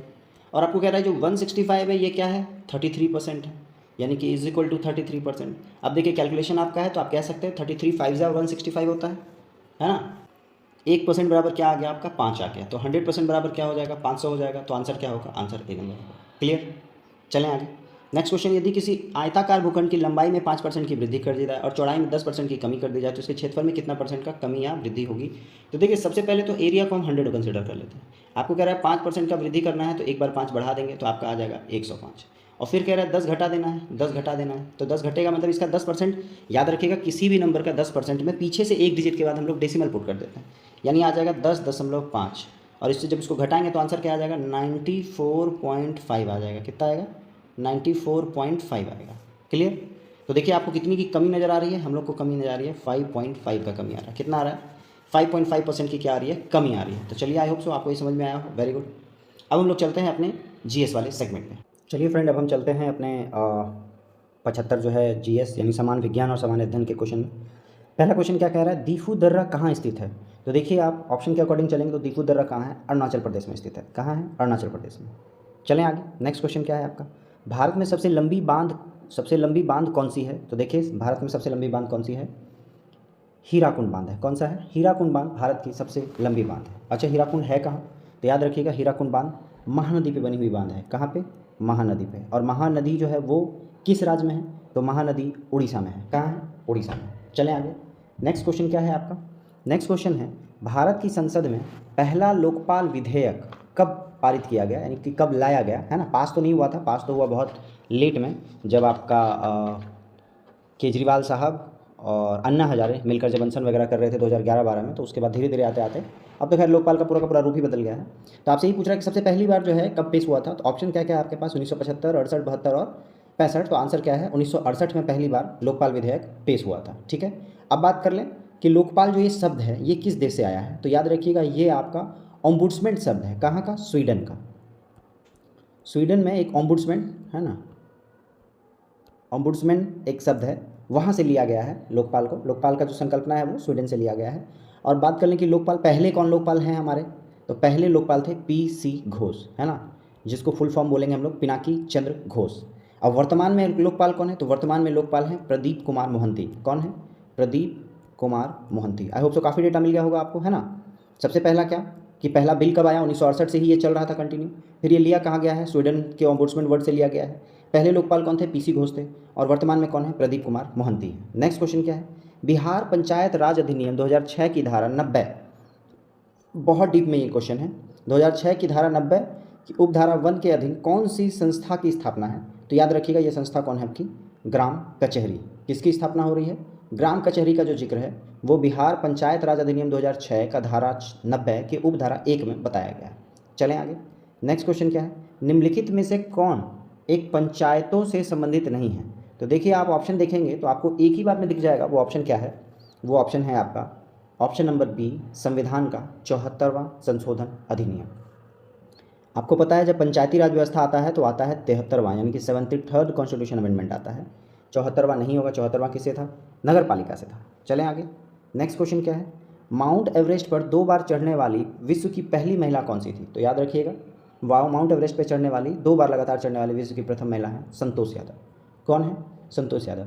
हालांकि अब तो करंट में ऐसा भी आता है कुमारी रीता शेरपा है जो 26 बार भी चढ़ चुकी हैं, बट इस क्वेश्चन के अकॉर्डिंग ये आंसर सही होगा। इनिशियली में 2 बार लगातार चढ़ी थी कौन, संतोष यादव। नेक्स्ट क्वेश्चन क्या है आपका, गांधीवादी विचारधारा का मूलाधार क्या है, यानी कि गांधीवादी जो थॉट्स चल रहा है वो आखिर किस बेस पे चल रहा है। तो ऑप्शन देखिए आपका, ऑप्शन राजनीतिक अभियान नहीं होगा, सामाजिक आंदोलन भी नहीं होगा, व्यक्ति और की तो स्वतंत्रता तो बिल्कुल नहीं, धर्म और नैतिकता, ये दोनों पे फोर्स देते थे गांधी जी।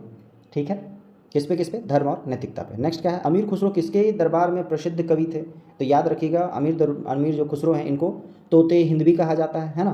और ये किसके दरबार में दरबारी कवि थे, अलाउद्दीन खिलजी के दरबार में दरबारी कवि थे। खिलजी वंश में अलाउद्दीन खिलजी। ठीक है। नेक्स्ट क्वेश्चन क्या है आपका, धर्म के बारे में यह किसने कहा था कि यह जनता के लिए अफीम है, और आज के डेट में यही हो रहा है। धर्म किस तरह काम करता है, अफीम की तरह काम करता है, ये किसने कहा था। तो याद रखिएगा ये कहा था मार्क्स ने, कार्ल मार्क्स ने ये कहा था कि धर्म क्या है, अफीम की तरह काम करता है। नेक्स्ट क्वेश्चन क्या है, अच्छा नेक्स्ट क्वेश्चन जाने से पहले जान लेते हैं कि कार्ल मार्क्स ने एक पुस्तक लिखी है दास कैपिटल। क्या लिखी है, दास कैपिटल, ये ध्यान में रखेंगे। नेक्स्ट क्वेश्चन क्या है, पतंजलि इसके संकलन के लिए विख्यात हैं, यानी पतंजलि जो है या जो थे वो उन्होंने क्या बनाया है ना, योग सूत्र, ब्रह्म सूत्र, मालती माधव और आयुर्वेद। तो याद रखिएगा पतंजलि योग सूत्र के लिए जाने जाते हैं ना, योग के लिए जाने जाते हैं। योग सूत्र की संकल्पना किन्होंने की? पतंजलि ने। और बात कर लें कि पतंजलि कब थे, है ना, किसके शासनकाल में? तो ये शुंग वंश के शासनकाल में थे। मेरी बात समझ रहे हैं? शुंग वंश के शासनकाल, पुष्यमित्र शुंग के दरबार में रहते थे। किसके? पुष्यमित्र शुंग, पुष्यमित्र शुंग के दरबार में थे। ठीक है, चलें आगे, ये ध्यान में रखेंगे। रजत क्रांति का संबंध किससे है? तो वेरी गुड, देखिए रजत क्रांति का संबंध किससे है? आपका अंडा से है। किससे है? अंडा से है रजत क्रांति का संबंध। अच्छा, अब हम बात कर लें तिलहन उत्पादन को आखिर कौन सा क्रांति कहते हैं? तो तिलहन उत्पादन को कहते हैं हम लोग पीली क्रांति। क्या कहते हैं? पीली क्रांति। दुग्ध उत्पादन को क्या कहते हैं? दुग्ध उत्पादन को कहते हैं हम लोग वाइट रेवोल्यूशन, है ना, मतलब श्वेत क्रांति, क्योंकि थोड़ा सा इंग्लिश है मेरा क्लियर, हिंदी में सोचना पड़ता है। और थर्ड आपका क्या है? अगर सपोज दैट ये रिसेंटली अभी 2-3 महीने पहले एग्जाम्स में आया है, आलू के उत्पादन की क्रांति को क्या कहते हैं? तो याद रखिएगा गोल क्रांति कहते हैं। आलू है कैसा? गोल गोल, ठीक है, तो गोल क्रांति कहते हैं आलू को। नेक्स्ट क्वेश्चन है, पोबा रिजर्व फॉरेस्ट किस राज्य में स्थित है? तो देखिए जो पोबा रिजर्व फॉरेस्ट है वो आपका किस राज्य में है? वो आपका असम में है। किस राज्य में है? असम में। और असम में भी आपको पता है एक सिंह गेंडा के लिए आपका क्या है? काजीरंगा है, ठीक है। और राजीव गांधी ओरांग राष्ट्रीय उद्यान भी कहाँ है? असम में ही, ठीक है। चलें आगे, नेक्स्ट क्वेश्चन क्या है आपका? क्वेश्चन नंबर 13, भारत का मानक समय रेखा किससे जिले से होकर गुजरती है? किस जिले से होकर गुजरती है भारत का मानक समय रेखा? तो देखिए मानक समय रेखा टोटल अगर बात करें, टोटल, तो देखिए जब हम लोग कर्क रेखा की बात करते हैं तो टोटल 8 राज्यों से गुजरती है। कितना? 8 राज्यों से। सिमिलरली जो मानक समय रेखा है वो समय रेखा 5 राज्यों से गुजरती है। हम लोग थोड़ी देर बाद मैप देखेंगे तो क्लियर हो जाएगा वो 5 राज्य कौन से हैं। फिलहाल इसका आंसर क्या है? मानक समय रेखा किस जिले से होकर गुजरेगी? तो ये इलाहाबाद में मिर्ज़ापुर जिले से होकर गुजरेगी, ठीक है। चलिए हम लोग चलते हैं मैप की ओर। देखिए आप इस मैप में देख सकते हैं कोस्टल एरिया के बारे में बताया था, लेकिन हम लोग को क्या पढ़ना है? हम लोग को पढ़ना है अंतर्राष्ट्रीय समय रेखा। तो याद रखिएगा जो अंतर्राष्ट्रीय समय रेखा है वो 82.5 डिग्री ईस्ट से जाता है ना। पूर्वी देशांतर रेखा है 82.5 डिग्री, जो कि इस पॉइंट से होकर गुजरेगा। बहुत ध्यान से इस लाइन को देखिएगा तो आपको समझ में आएगा कि वो 5 राज्य कौन कौन से हैं, है ना। इस वाले पॉइंट से होकर गुजरेगा। तो देखिए सबसे पहला आता है आपका यूपी। आप ऊपर देख सकते हैं जो आपका यूपी राज्य है वो सबसे पहले यहाँ पे आपका टकरा रहा है यूपी। उसके बाद हम बात कर लें किसकी? एमपी की। यहाँ पे थोड़ा सा एमपी टकराएगा। फिर बात कर लें किसकी? छत्तीसगढ़ की। ये वाला आपका छत्तीसगढ़ है। फिर हम बात कर लें उड़ीसा की, ये आपका उड़ीसा है। और फिर बात कर लें आंध्र प्रदेश की, ये आपका आंध्र प्रदेश है। देखिए मुझे तो ये सारा स्टेट का लोकेशन पता है, आई होप सो आप भी धीरे धीरे मैप में स्टेट के लोकेशंस को याद कर लें, जिससे बहुत बेहतर रहेगा, ठीक है। ऊपर से चलें तो हमारा क्या आएगा? उत्तर प्रदेश, मध्य प्रदेश, छत्तीसगढ़, उड़ीसा और आंध्र प्रदेश। इस सारे से होकर क्या होता है आपका जो 82 डिग्री जो अंतर्राष्ट्रीय समय रेखा है ये क्रॉस करता है। आई होप सो आप इसको समझ रहे होंगे। ना यहाँ तमिलनाडु आ रहा है, ना आपका ये तेलंगाना आ रहा है। बी क्लियर, ये 5 राज्यों से टच कर होकर जा रहा है। और जो मैंने लाइन खींची है वो भी काफ़ी स्ट्रेट लाइन खींची है। तो चलिए हम लोग चलते हैं। आंसर क्या होगा आपका? आंसर तो यूपी के मिर्ज़ापुर में आंसर रखिएगा। चलते हैं हम लोग अगले क्वेश्चन पे। तो इस क्वेश्चन का आंसर क्या होगा? इस क्वेश्चन का आंसर होगा मिर्ज़ापुर, ठीक है। अगला क्वेश्चन हम लोग देखते हैं। अगला क्वेश्चन क्या कह रहा है? हम्पी का खुला संग्रहालय किस राज्य में स्थित है? तो देखिए जो हम्पी का जो खुला संग्रहालय है वो कहाँ है आपका? कर्नाटक में है। कहाँ है? कर्नाटक में है, ठीक है। चलें नेक्स्ट है भाभा परमाणु रिसर्च सेंटर कहाँ स्थित है? तो देखिए बार्क कहते हैं इसको, BARC, है ना, भाभा एटॉमिक रिसर्च सेंटर। ये कहाँ है आपका? तो ऑप्शन के अकॉर्डिंग देखिए आप, तो ऑप्शन क्या है आपका? मुंबई में है। कहाँ है? मुंबई में। अच्छा, भाभा एटॉमिक रिसर्च सेंटर बनाया कब गया था? तो याद रखिएगा 1954 में बनाया गया था। कब? 1954 में ही। और उस 1954 में ही ललित कला अकेडमी अवार्ड दिया जा रहा है। 1954 से ही भारत रत्न की स्थापना हो रही है, ये भी आप ध्यान रखिएगा। पहली बार 1954 में ही भारत रत्न मिला था। भारत में जूट सबसे अधिक कहाँ होता है? तो याद रखिएगा मैंने ये रिपीटेड क्वेश्चन है, एक सेट में बहुत डिटेल में बताया था कि वेस्ट बंगाल और बांग्लादेश। तो अगर बांग्लादेश हमारे साथ रहता तो हम लोग विश्व में जूट में नंबर 1 पे रहते, क्योंकि आज भी जो है बांग्लादेश क्या है? नंबर 1 पे है। और बांग्लादेश से सटा हुआ राज्य कौन सा है? वेस्ट बंगाल, जहाँ की जूट का उत्पादन इंडिया में सबसे ज़्यादा होता है। तो आंसर क्या होगा? बंगाल के डेल्टा क्षेत्र में। कहाँ होगा? बंगाल के डेल्टा क्षेत्र में। नेक्स्ट है नीलगिरी के पहाड़ी क्षेत्र में किसकी खेती की जाती है? तो देखिए नीलगिरी के पहाड़ी क्षेत्र में, है ना, क्योंकि ये कर्नाटक की बात हो रही है, यहाँ क्या होगा? कॉफ़ी का उत्पादन होगा। किस चीज़ का उत्पादन होगा? कॉफ़ी का उत्पादन होगा। और सॉरी, ये कर्नाटक नहीं है, नीलगिरी का पहाड़ी क्षेत्र कहाँ है? तमिलनाडु में है। कहाँ है? तमिलनाडु में। चलें फ्रेंड्स, पढ़ाते पढ़ाते कभी क्या कुछ वर्ड आगे निकल जाता है गलत सही, तो काफ़ी कुछ माइंड में चलता रहता है, तो मिसस्पेल्ड के लिए मैं हमेशा माफ़ी मांगता हूँ आप लोगों से। चलिए आगे अगला कह रहा है कि कौन सा सुमेलित नहीं है? तो देखिए आपको सीधा संस्कृत, जो शास्त्रीय भाषा है, उसको 2005 में शामिल किया गया है। कब? 2005 में। कन्नड़ 2008 में, मलयालम 2013 और सबसे लास्ट उड़ीसा 2014 में जुड़ा है शास्त्रीय भाषा की लिस्ट में। संस्कृत कब जुड़ा है? 2005 में जुड़ा है, ये आप ध्यान में रखेंगे। नेक्स्ट क्वेश्चन ये है आपका, फिर से रिपीटेड, यूएन सुरक्षा परिषद में कितने स्थायी सदस्य होते हैं? तो आपको लास्ट क्लास के वीडियो में भी मैंने आपको बताया था कि यूएन सुरक्षा पद में परिषद में टोटल कितने स्थायी होंगे? 5 होंगे। कौन कौन सा होंगे? उसको मैंने कहा था ABCFR, है ना, अमेरिका, ब्रिटेन, चाइना, फ्रांस और रशिया। नेक्स्ट है एशियन डेवलपमेंट बैंक का मुख्यालय कहाँ है? तो देखिए ये भी लास्ट सेट में मैंने आपको बताया था, एशियन डेवलपमेंट बैंक का मुख्यालय कहाँ है? मनीला में है, और मनीला आपका आंसर होगा। क्या होगा? मनीला। मनीला किस देश की राजधानी है? फिलीपींस की राजधानी मनीला है। चलिए हम लोग अगले क्वेश्चन को देखते हैं। अगला क्वेश्चन क्या है? भारत की खोज, है ना, पुस्तक अहमदनगर किला जेल में कारावास के दौरान लिखी गई थी।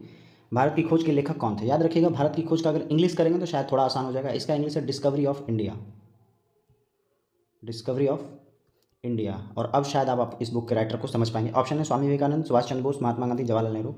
आंसर क्या होगा? वेरी गुड आंसर है आपका Jawaharlal Nehru discovery of India पुस्तक के लेखक हैं। अच्छा, सबसे बड़ी बात है, अभी तक तो हम लोग को पता नहीं था ये बुक लिखा कहाँ गया है। तो देखिए ये लिखा गया है अहमदनगर किला जेल में लिखा गया है। कहाँ लिखा गया है? अहमदनगर किला जेल में लिखा गया है। नेक्स्ट क्वेश्चन क्या है? राशियों की कुल संख्या, है ना, ज्योतिषी क्षेत्र में कितनी है? तो याद रखेंगे राशियों की कुल संख्या ज्योतिषी क्षेत्र में कितनी है? 12 है, 12 है ना। अच्छा, 12 के बारे में जान लेते हैं हम लोग को ये भी पता है कि पूरे ऑल ओवर साल में जो नंबर ऑफ मंथ्स है वो भी कितने हैं? 12 है ना। और जब बात कर लें नक्षत्रों की, नक्षत्र क्या होता है? तो नक्षत्र आपका हो गया 27। कितना हो गया? टोटल 27 नक्षत्र हैं। ये भी अगर आपसे ज्योतिष के बारे में राशि पूछ सकता है तो नक्षत्र भी पूछ सकता है, 27। नेक्स्ट का क्वेश्चन क्या है? कौन सा रिटायर्ड ICS अधिकारी, इंडियन सिविल सर्विसेज होता था उस समय, भारतीय राष्ट्रीय कांग्रेस के 1885 के गठन में शामिल रहा है, मतलब फॉर्मेशन में शामिल रहा है? तो यानी कि आपसे इस क्वेश्चन पूछ रहा है कि ICS अधिकारी कौन थे उस टाइम के जो फाउंडर थे। गठन में शामिल होने का मतलब which is who is the founder. तो आपसे फाउंडर आपसे पूछ रहा है, तो देखिए आप लोग को शायद इस क्वेश्चन का आंसर पता हो। Macaulay, Lord Irwin, Lord Simon और एओ ह्यूम। तो आंसर क्या होगा? एओ ह्यूम। चले नेक्स्ट क्वेश्चन है, तमस उपन्यास के लेखक कौन थे? तो याद रखिएगा ऑप्शन हम लोग देख लेते हैं। तमस उपन्यास के लेखक कौन है? भीष्म साहनी, बलराज साहनी, अमृता प्रीतम और प्रेमचंद। तो आंसर क्या होगा? आंसर होगा आपके भीष्म साहनी जो है वो तमस उपन्यास के लेखक हैं। ठीक है। प्रेमचंद की बात करें तो मोस्ट इंपॉर्टेंट जो सबसे लास्ट में आता है उनका गोदान, वो हम लोग को याद रखना है। गोदान किसके द्वारा लिखा हुआ है? प्रेमचंद का लिखा हुआ है। और फिलहाल तमस किसका लिखा हुआ है? भीष्म साहनी का लिखा है। नेक्स्ट क्वेश्चन है, भारतीय आज़ादी के समय इंग्लैंड के PM कौन थे? तो देखिए हम लोग दो जिक्र कर लेते हैं, एक भारत छोड़ो आंदोलन और एक भारत की आज़ादी के समय। भारत छोड़ो आंदोलन के टाइम में जो विंस्टन चर्चिल, जिन्होंने 1931 में जो द्वितीय गोलमेज सम्मेलन था, गांधी जी को अर्धनग्न फकीर कहा था, तो 1942 में तो PM ये थे, और ये थे किसके? लिबरल पार्टी के। फिर बाद में क्या, क्लेमेंट एटली जो लेबर पार्टी के वहाँ के PM बने, तो वो फाइनली आज़ादी के समय यानी कि 1947 के समय में इंग्लैंड के PM थे। कौन? Clement Attlee. Answer number C। Next question की बात करें, क्वेश्चन नंबर 26 क्या कह रहा है? महात्मा गांधी और बाबा साहब अम्बेडकर के बीच में पूना संधि कब हुई थी? तो देखिए पूना संधि हुआ था 1932 में। कब हुआ था? 1932 में हुआ था। चलें, पूना पैक्ट जिसको कहते हैं हम लोग। सिंह का संरक्षण होता है, यानी कि सिंह यानी कि लायर यानी शेर का संरक्षण कहाँ होगा? तो शेर का संरक्षण होगा गिर नेशनल पार्क में। अच्छा, गिर नेशनल पार्क है कहाँ? तो याद रखिएगा गिर नेशनल पार्क आपका है गुजरात में। कहाँ है? गुजरात में। और ये गिर नेशनल पार्क शेरों के संरक्षण के लिए ही प्रसिद्ध है। चलें आगे। नेक्स्ट है आपका क्या, प्रसिद्ध पेंटर राजा रवि वर्मा किस रियासत से जुड़े थे? तो देखिए राजा रवि वर्मा से रिलेटेड अभी तक हम लोगों ने 2-3 क्वेश्चन रिपीटेड वे में पढ़ा था, है ना। तो अभी आपसे पूछ रहा है क्या कि किस विरासत से रिलेटेड थे? तो याद रखिएगा ये कौन सा विरासत था? त्रावणकोर का विरासत था। ठीक है, त्रावणकोर रियासत से ये जुड़े हुए थे। कौन? राजा रवि वर्मा। चलें, इनका फेमस अगर पेंटिंग की बात कर लें तो इनका फेमस पेंटिंग किसके किससे रिलेटेड है? तो दुष्यंत को प्रेम पत्र लिखती शकुंतला से है ना। जो पिच चित्र आपने बनाया था वो दुष्यंत और शकुंतला की एक कहानी है, उसको लेकर इन्होंने जो पेंटिंग बनाया था उनके बाद ये काफ़ी फेमस हो गए थे। नेक्स्ट ये है आपका, बिहार में बहने वाली नदियों में किनका उद्गम अमरकंटक से है? कहाँ से है? अमरकंटक से है। तो ऑप्शन क्या क्या है? आपको पता भी होगी, कोयल, सोन, कारो और पुनपुन। तो आंसर क्या होगा? सोन। सोन नदी का जो उद्गम है वो कहाँ है? अमरकंटक से है। और मैंने आपको गंगा का रिवर फ्लो जो बताया था आपका पूरा नदी घाटी गंगा के बारे में, तो उसमें दिखाया था आपको सोन आकर कहाँ जुड़ती है? गंगा से जुड़ती है पटना के आसपास मनेर में, है ना। चलें आगे। नेक्स्ट क्वेश्चन क्या है, पूर्ण स्वराज का संकल्प कांग्रेस द्वारा कब पारित किया गया था? तो जो लोग फॉलो कर रहे हैं उनको इसका आंसर पता होगा। आप देखें एक बार ऑप्शन 1930, 29, 30 और 31। तो 30 वाला 2 है, 26 फरवरी, 26 जनवरी। हालांकि ये गलत है, आंसर होगा 31 दिसंबर 1929। 1929 के लाहौर सेशन में ही जवाहरलाल नेहरू ने पूर्ण स्वराज की मांग रखी थी। ठीक है। नेक्स्ट क्वेश्चन ये कि मार्को पोलो डैश के मध्य 1292 से 1294 के मध्य डैश से भारत आया था, मतलब किस देश से भारत आया था वो आपसे पूछ रहा है। तो आंसर क्या होगा? आंसर आप ऑप्शन देखेंगे, ब्रिस्टल, पेरिस, लिस्बन और वेनिस। तो आंसर है वेनिस। मार्को पोलो कहाँ का यात्री था? सीधा सीधा समझिए, मार्को पोलो वेनिस का यात्री था, ठीक है, तीर्थयात्री कह लीजिए या यात्री के लिए सीधा सीधा। और बेसिकली रिलेटेड कहाँ से था, ये इटली से रिलेटेड था। चलें आगे। नेक्स्ट क्वेश्चन क्या है, भारत के संविधान के अनुच्छेद 243 ख यानी कि बी के अधीन कौन स्वशासी संस्थान की स्थापना है। ये तो आंसर आसान हो गया आपका। ऑप्शन दे रहा है पंचायत, विधानसभा, नगर पालिका, विधान परिषद। तो आंसर होगा क्या, पंचायत। हम लोग को पता है 243 ओ तक याद रखिएगा, पंचायत है। कहाँ तक, ओ तक। चलें नेक्स्ट क्वेश्चन क्या है आपका। नेक्स्ट क्वेश्चन है, सिरपुर में किस राजवंश के शासनकाल में रानी वास्ता ने ईंटों से एक मंदिर का निर्माण कराया था। बहुत क्रिटिकल क्वेश्चन है, लेकिन याद रखिएगा आपको 50 में से कम 15 से 20 क्वेश्चन इसी लेवल का रहेगा, तो लेवल ऑलमोस्ट मेंटेन रखिए आप। तो ये कौन सी वंश की थी, आपसे सीधा सीधा पूछ रहा है कि रानी जो वास्ता हैं वो किस वंश से रिलेटेड थी, है ना, किस वंश से रिलेटेड थी। तो वो थी आपकी पांडु वंश से रिलेटेड थी। किससे, पांडु वंश से रिलेटेड थी कौन, रानी वास्ता। नेक्स्ट क्वेश्चन है आपका, प्रसिद्ध तवांग मठ निम्नलिखित में से किस राज्य में स्थित है। तो देखिए जो तवांग मठ है ये है बौद्ध धर्म से रिलेटेड, किससे है, बौद्ध धर्म से रिलेटेड है। और ये किस राज्य में है, ये है आपका अरुणाचल प्रदेश में। किस राज्य में है, अरुणाचल प्रदेश में, ठीक है। और भारत का बौद्ध मठ में सबसे बड़ा मठ तवांग मठ है, ठीक है। नेक्स्ट क्वेश्चन है आपका, प्राथमिक विपणन समिति किस कार्य को नहीं करती है। विपणन का मतलब कॉमर्स हो जाता है। तो विपणन समिति किस कार्य को नहीं करती है। तो देखिए ऑप्शन पहला है उपज की बिक्री करना, यातायात की सुविधा, समर्थन मूल्य का निर्धारण, ये नहीं करती है, ठीक है। एमएसपी का जो निर्धारण है वो कृषि लागत व मूल्य आयोग करता है, ठीक है, प्राथमिक विपणन कमेटी नहीं करती है। तो अगर कोई आप चीज़ बहुत अच्छे से जान रहे हैं तो भी ऑप्शन से डिकोड हो जाता है। नेक्स्ट क्वेश्चन क्या है आपका, मशहूर नाइक जूते और कपड़े भारत सहित अनेक देशों में पहने जाते हैं, शब्द नाइक का क्या अर्थ है। तो याद रखिएगा नाइक जो है वो एक यूएसए बेस्ड कंपनी है ना, अमेरिका बेस्ड कंपनी है। और नाइक का अर्थ है आपका विजय की यूनानी देवी। क्या है नाइक का मतलब, विजय की यूनानी देवी। और बात कर लें कि नाइक का स्लोगन क्या है, नाइक का स्लोगन है जस्ट डू इट। क्या है, जस्ट डू इट। टैगलाइन भी कह सकते हैं आप इसको।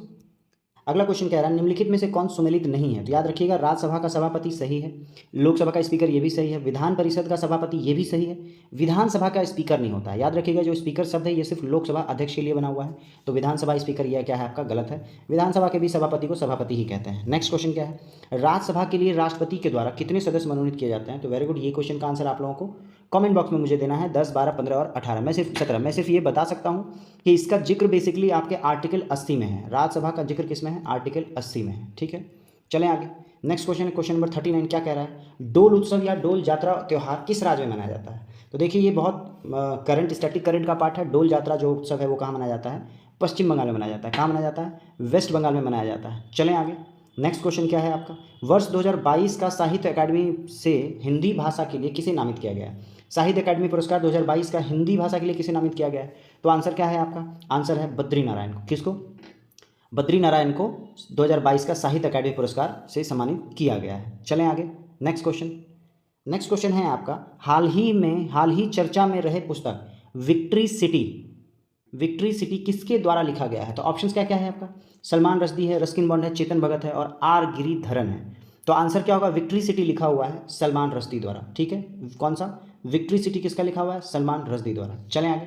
नेक्स्ट क्वेश्चन क्या है आपका, भारत के शतरंज खिलाड़ियों की अगस्त 2023 में जारी रैंकिंग में 3 दशक से अधिक समय तक भारत के शीर्ष पर रहने वाले विश्वनाथन आनंद को पीछे छोड़कर कौन भारतीय शतरंज खिलाड़ी आगे निकल गया। One of the most important question current का है। ये कौन है, ये हैं आपके डी गुकेश। कौन है, डी गुकेश। आपने काफ़ी इनका नाम भी सुना होगा इससे पहले। इन्होंने क्या किया, 3 दशक से जो फर्स्ट रैंक पे चल रहे थे विश्वनाथन आनंद, उनको क्या किया, पीछे कर दिया। चले आगे और फर्स्ट रैंक पे आ गए। नेक्स्ट है 12 से 19 सितंबर 2023 में ब्राजील के रियो डी जेनेरियो में आयोजित ISSF यानी कि ये शूटिंग की बात कर रहा है, विश्व कप टूर्नामेंट में भारत के किस खिलाड़ी ने स्वर्ण पदक जीता है। तो देखिए ये भी एकदम लेटेस्ट अपडेटेड क्वेश्चन है, 12 से 19 सितंबर। तो आंसर कौन होगा, आंसर है इलावेनिल वलारिवान। क्या नाम है इनका, इलावेनिल वलारिवान। इन्होंने क्या किया है, स्वर्ण पदक जीता है। कहाँ हो रहा है, ब्राजील के रियो डी जेनेरियो में हो रहा है, ठीक है। चलें। नेक्स्ट क्वेश्चन है प्रिंटिंग प्रेस तकनीक के आविष्कारक कौन है। तो देखिए जिन्होंने 4th 5th क्लास में रटा होगा, है ना, विद्यासागर बुक आता था पहले, लुसेंट अभी है ना, बचपन में हम लोग को याद है विद्यासागर बुक आता था, उसमें रटते थे हम लोग। प्रिंटिंग प्रेस के आविष्कारक कौन है, तो इसके आविष्कारक है गुटनबर्ग। कौन है, गुटनबर्ग प्रिंटिंग प्रेस के आविष्कारक कहे जाते हैं। और ये जो प्रिंटिंग प्रेस का आविष्कार हुआ है ये लगभग कब हुआ है, 1490 ईस्वी के आसपास ही हुआ है। चलते हैं हम लोग अगले क्वेश्चन में। अगला क्वेश्चन कह रहा है जनवरी 2023 में भारत की अध्यक्षता में G20 का स्वास्थ्य कार्य समूह। देखिए यहाँ पर G20 ने के फाइनल मीटिंग होने से पहले G20 का काफ़ी सारा अलग अलग टॉपिक पे लेके भारत में अलग अलग शहरों में बैठकें हुई हैं। तो आपसे पूछ रहा है स्वास्थ्य का कहाँ हुआ है, तो याद रखिएगा स्वास्थ्य का हुआ है तिरुवनंतपुरम, जो कहाँ है, केरल में है, ठीक है। तो याद रखिएगा, जब हम लोग फिजिकल हेल्थ की बात करते हैं, नेचुरोपैथी का, तो हम लोग कहाँ जाना पसंद करते हैं? केरल जाना पसंद करते हैं, साउथ की ओर। चलें, अच्छा इसके अलावा और एक दो हम लोग जान लें। तो याद रखिएगा, मुंबई में है आपका ट्रेड, व्यापार से रिलेशन आपका क्या हो गया? मुंबई हो गया। व्यापार और विनिवेश के लिए मुंबई में मीटिंग हुई थी, ठीक है। फिर हम एजुकेशन की बात कर लें कि एजुकेशन कहाँ हुआ, तो याद रखिएगा एजुकेशन हुआ है चेन्नई में। कहाँ हुआ है? चेन्नई में जो है वो एजुकेशन से रिलेटेड हुआ। तो 3 मैंने आपको बताया, स्वास्थ्य का बताया तिरुवनंतपुरम केरल, मुंबई में बताया ट्रेड एंड कॉमर्स, और एजुकेशन कहाँ हुआ है? चेन्नई में हुआ है। ये आप ध्यान रखेंगे। चलें आगे। नेक्स्ट क्या है आपका? निम्नलिखित पुस्तकों में विमेलित विकल्प को चुनें, यानी कि जो मिल नहीं रहा है वो चुनना है, ठीक है। तो देखिए, आपका लाइफ डिवाइन पुस्तक अरविंद घोष का लिखा हुआ है, सही है। गीता रहस्य बाल गंगाधर तिलक लिखे हैं, सही है। India and communism Bhimrao Ambedkar का, सही है। ये जो विदर इंडिया है, ये आपका रविन्द्रनाथ टैगोर नहीं लिखे हैं, ये लिखे हैं JL नेहरू, जवाहरलाल नेहरू द्वारा लिखा हुआ बुक है ये विदर इंडिया, ठीक है। तो आंसर ये होगा जो मेल नहीं खा रहा है। नेक्स्ट क्वेश्चन है, बिहार में 1857 की क्रांति के नेता कुंवर सिंह का देहांत कब हुआ? तो देखिए, कुंवर सिंह का देहांत कब का मतलब मैं आपको बता दूं, ये तो डेट आपसे पूछ रहा है, लेकिन याद रखिए जिसमें उनकी मृत्यु हुई वो 80 वर्ष के थे। कितने वर्ष के थे? 80 वर्ष के थे। अब हम लोग ऑप्शन देख लें। 1958 में मृत्यु हुई है, तो ये तो 62 और 57 खत्म हो गया। ये आ गया आपका 26 अप्रैल। 26 अप्रैल 1958 को उनकी मृत्यु हुई, और उस समय लगभग वो 80 साल के थे। कौन? कुंवर सिंह। नेक्स्ट है आपका, राजकुमार शुक्ल किस गांव के निवासी थे? तो सबसे पहले आता है कि राजकुमार शुक्ल हैं कौन, क्यों इनकी चर्चा हो रही है, ये आपको समझना है। तो जो BPSC दे रहे होंगे, याद रखिएगा BPSC का मोस्ट इंपॉर्टेंट क्वेश्चन है। जो आपने चंपारण सत्याग्रह पढ़ा होगा, चंपारण सत्याग्रह में गांधी जी को, MK गांधी को बुलाने वाले यही हैं राजकुमार शुक्ल। और अब आप समझ रहे होंगे इनका इंपॉर्टेंस, ठीक है। चंपारण सत्याग्रह में 3 कठिया जो प्रणाली थी उससे रिलेटेड, जो गांधी जी का पहला सत्याग्रह था, आप ऐसा भी कह सकते हैं, उनमें गांधी जी को इन्विटेशन किन्होंने दिया था? राजकुमार शुक्ल ने दिया था। और अब बात कर लेते हैं, इनका जो गांव है वो कहाँ है? वो है मुरली भरहवा गांव। कहाँ है? मुरली भरहवा गांव से ये रिलेटेड है। नेक्स्ट क्वेश्चन है, सदाकत आश्रम की स्थापना हेतु लगभग 20 एकड़ जमीन किसने दान में दी थी? तो याद रखिएगा ये कौन थे? ये थे खैरू मियाँ। कौन थे? खैरू मियाँ। चलें, नेक्स्ट क्वेश्चन, क्वेश्चन नंबर 50, और हमारा GS का लास्ट क्वेश्चन है। क्या कह रहा है? हम बहुत बड़ी भूल करेंगे यदि हम बिहार की जनता और उनके मंत्रिमंडल को लीग यानी कि आप बात कर लीजिएगा, ये लीग की बात हो रही है 1946 में, तो ये मुस्लिम लीग के बारे में बात हो रही है। लीग के नेताओं के हिंसक और असभ्य आक्रमणों के आगे आरक्षित छोड़ दें, मतलब फ्री छोड़ दें। ऐसा किसने कहा था? तो याद रखेंगे, ऐसा हमारे भारत के बिस्मार्क सरदार पटेल लौह पुरुष ने कहा था। किसके बारे में? बिहार के बारे में, कि हम लोग मुस्लिम लीग के हिंसा में बिहार को नहीं झोंक सकते हैं, ठीक है। चलें आगे। एक गतिशील बस में एकाएक ब्रेक लगाने से बस सवारी आगे की ओर झुक जाता है, यह गति का प्रथम नियम है। कैसा नियम है? न्यूटन का प्रथम नियम है, जिसको हम लोग जड़त्व का नियम कहते हैं, ठीक है। इसकी वजह से होता है क्या? हमारे पैर बस के साथ रुक जाता है, और शरीर क्या होता है? चलना चाहता है तो वो आगे की ओर झुक जाता है, ठीक है। चलें, इनर्शिया कहते हैं इसको, इंग्लिश में इनर्शिया कहते हैं। नेक्स्ट क्वेश्चन है आपका, एक साधारण आवर्धन ग्लास में निम्न शामिल है। तो देखिए, जब साधारण कह रहा है और आवर्धन कह रहा है और चारों का चारों लेंस है, तो जो आवर्धन वाला लेंस होता है वो कौन सा है? वो है आपका उत्तल लेंस। तो उत्तल लेंस छोटी फोकल लंबाई वाली या उच्च फोकल लंबाई वाली? याद रखिएगा, फोकस क्षमता जिसका जितना ज़्यादा होगा वो उतना ज़्यादा मैग्नीफाई करता है, वो उतना ज़्यादा बड़ा आपको इमेज दिखाएगा। आपको साधारण आवर्धन बोल रहा है, मतलब नॉर्मल आपका बढ़े, तो उसके लिए हमको क्या चाहिए? छोटी फोकल लेंथ वाली चाहिए। कौन सी? छोटी फोकल लेंथ वाली। क्लियर?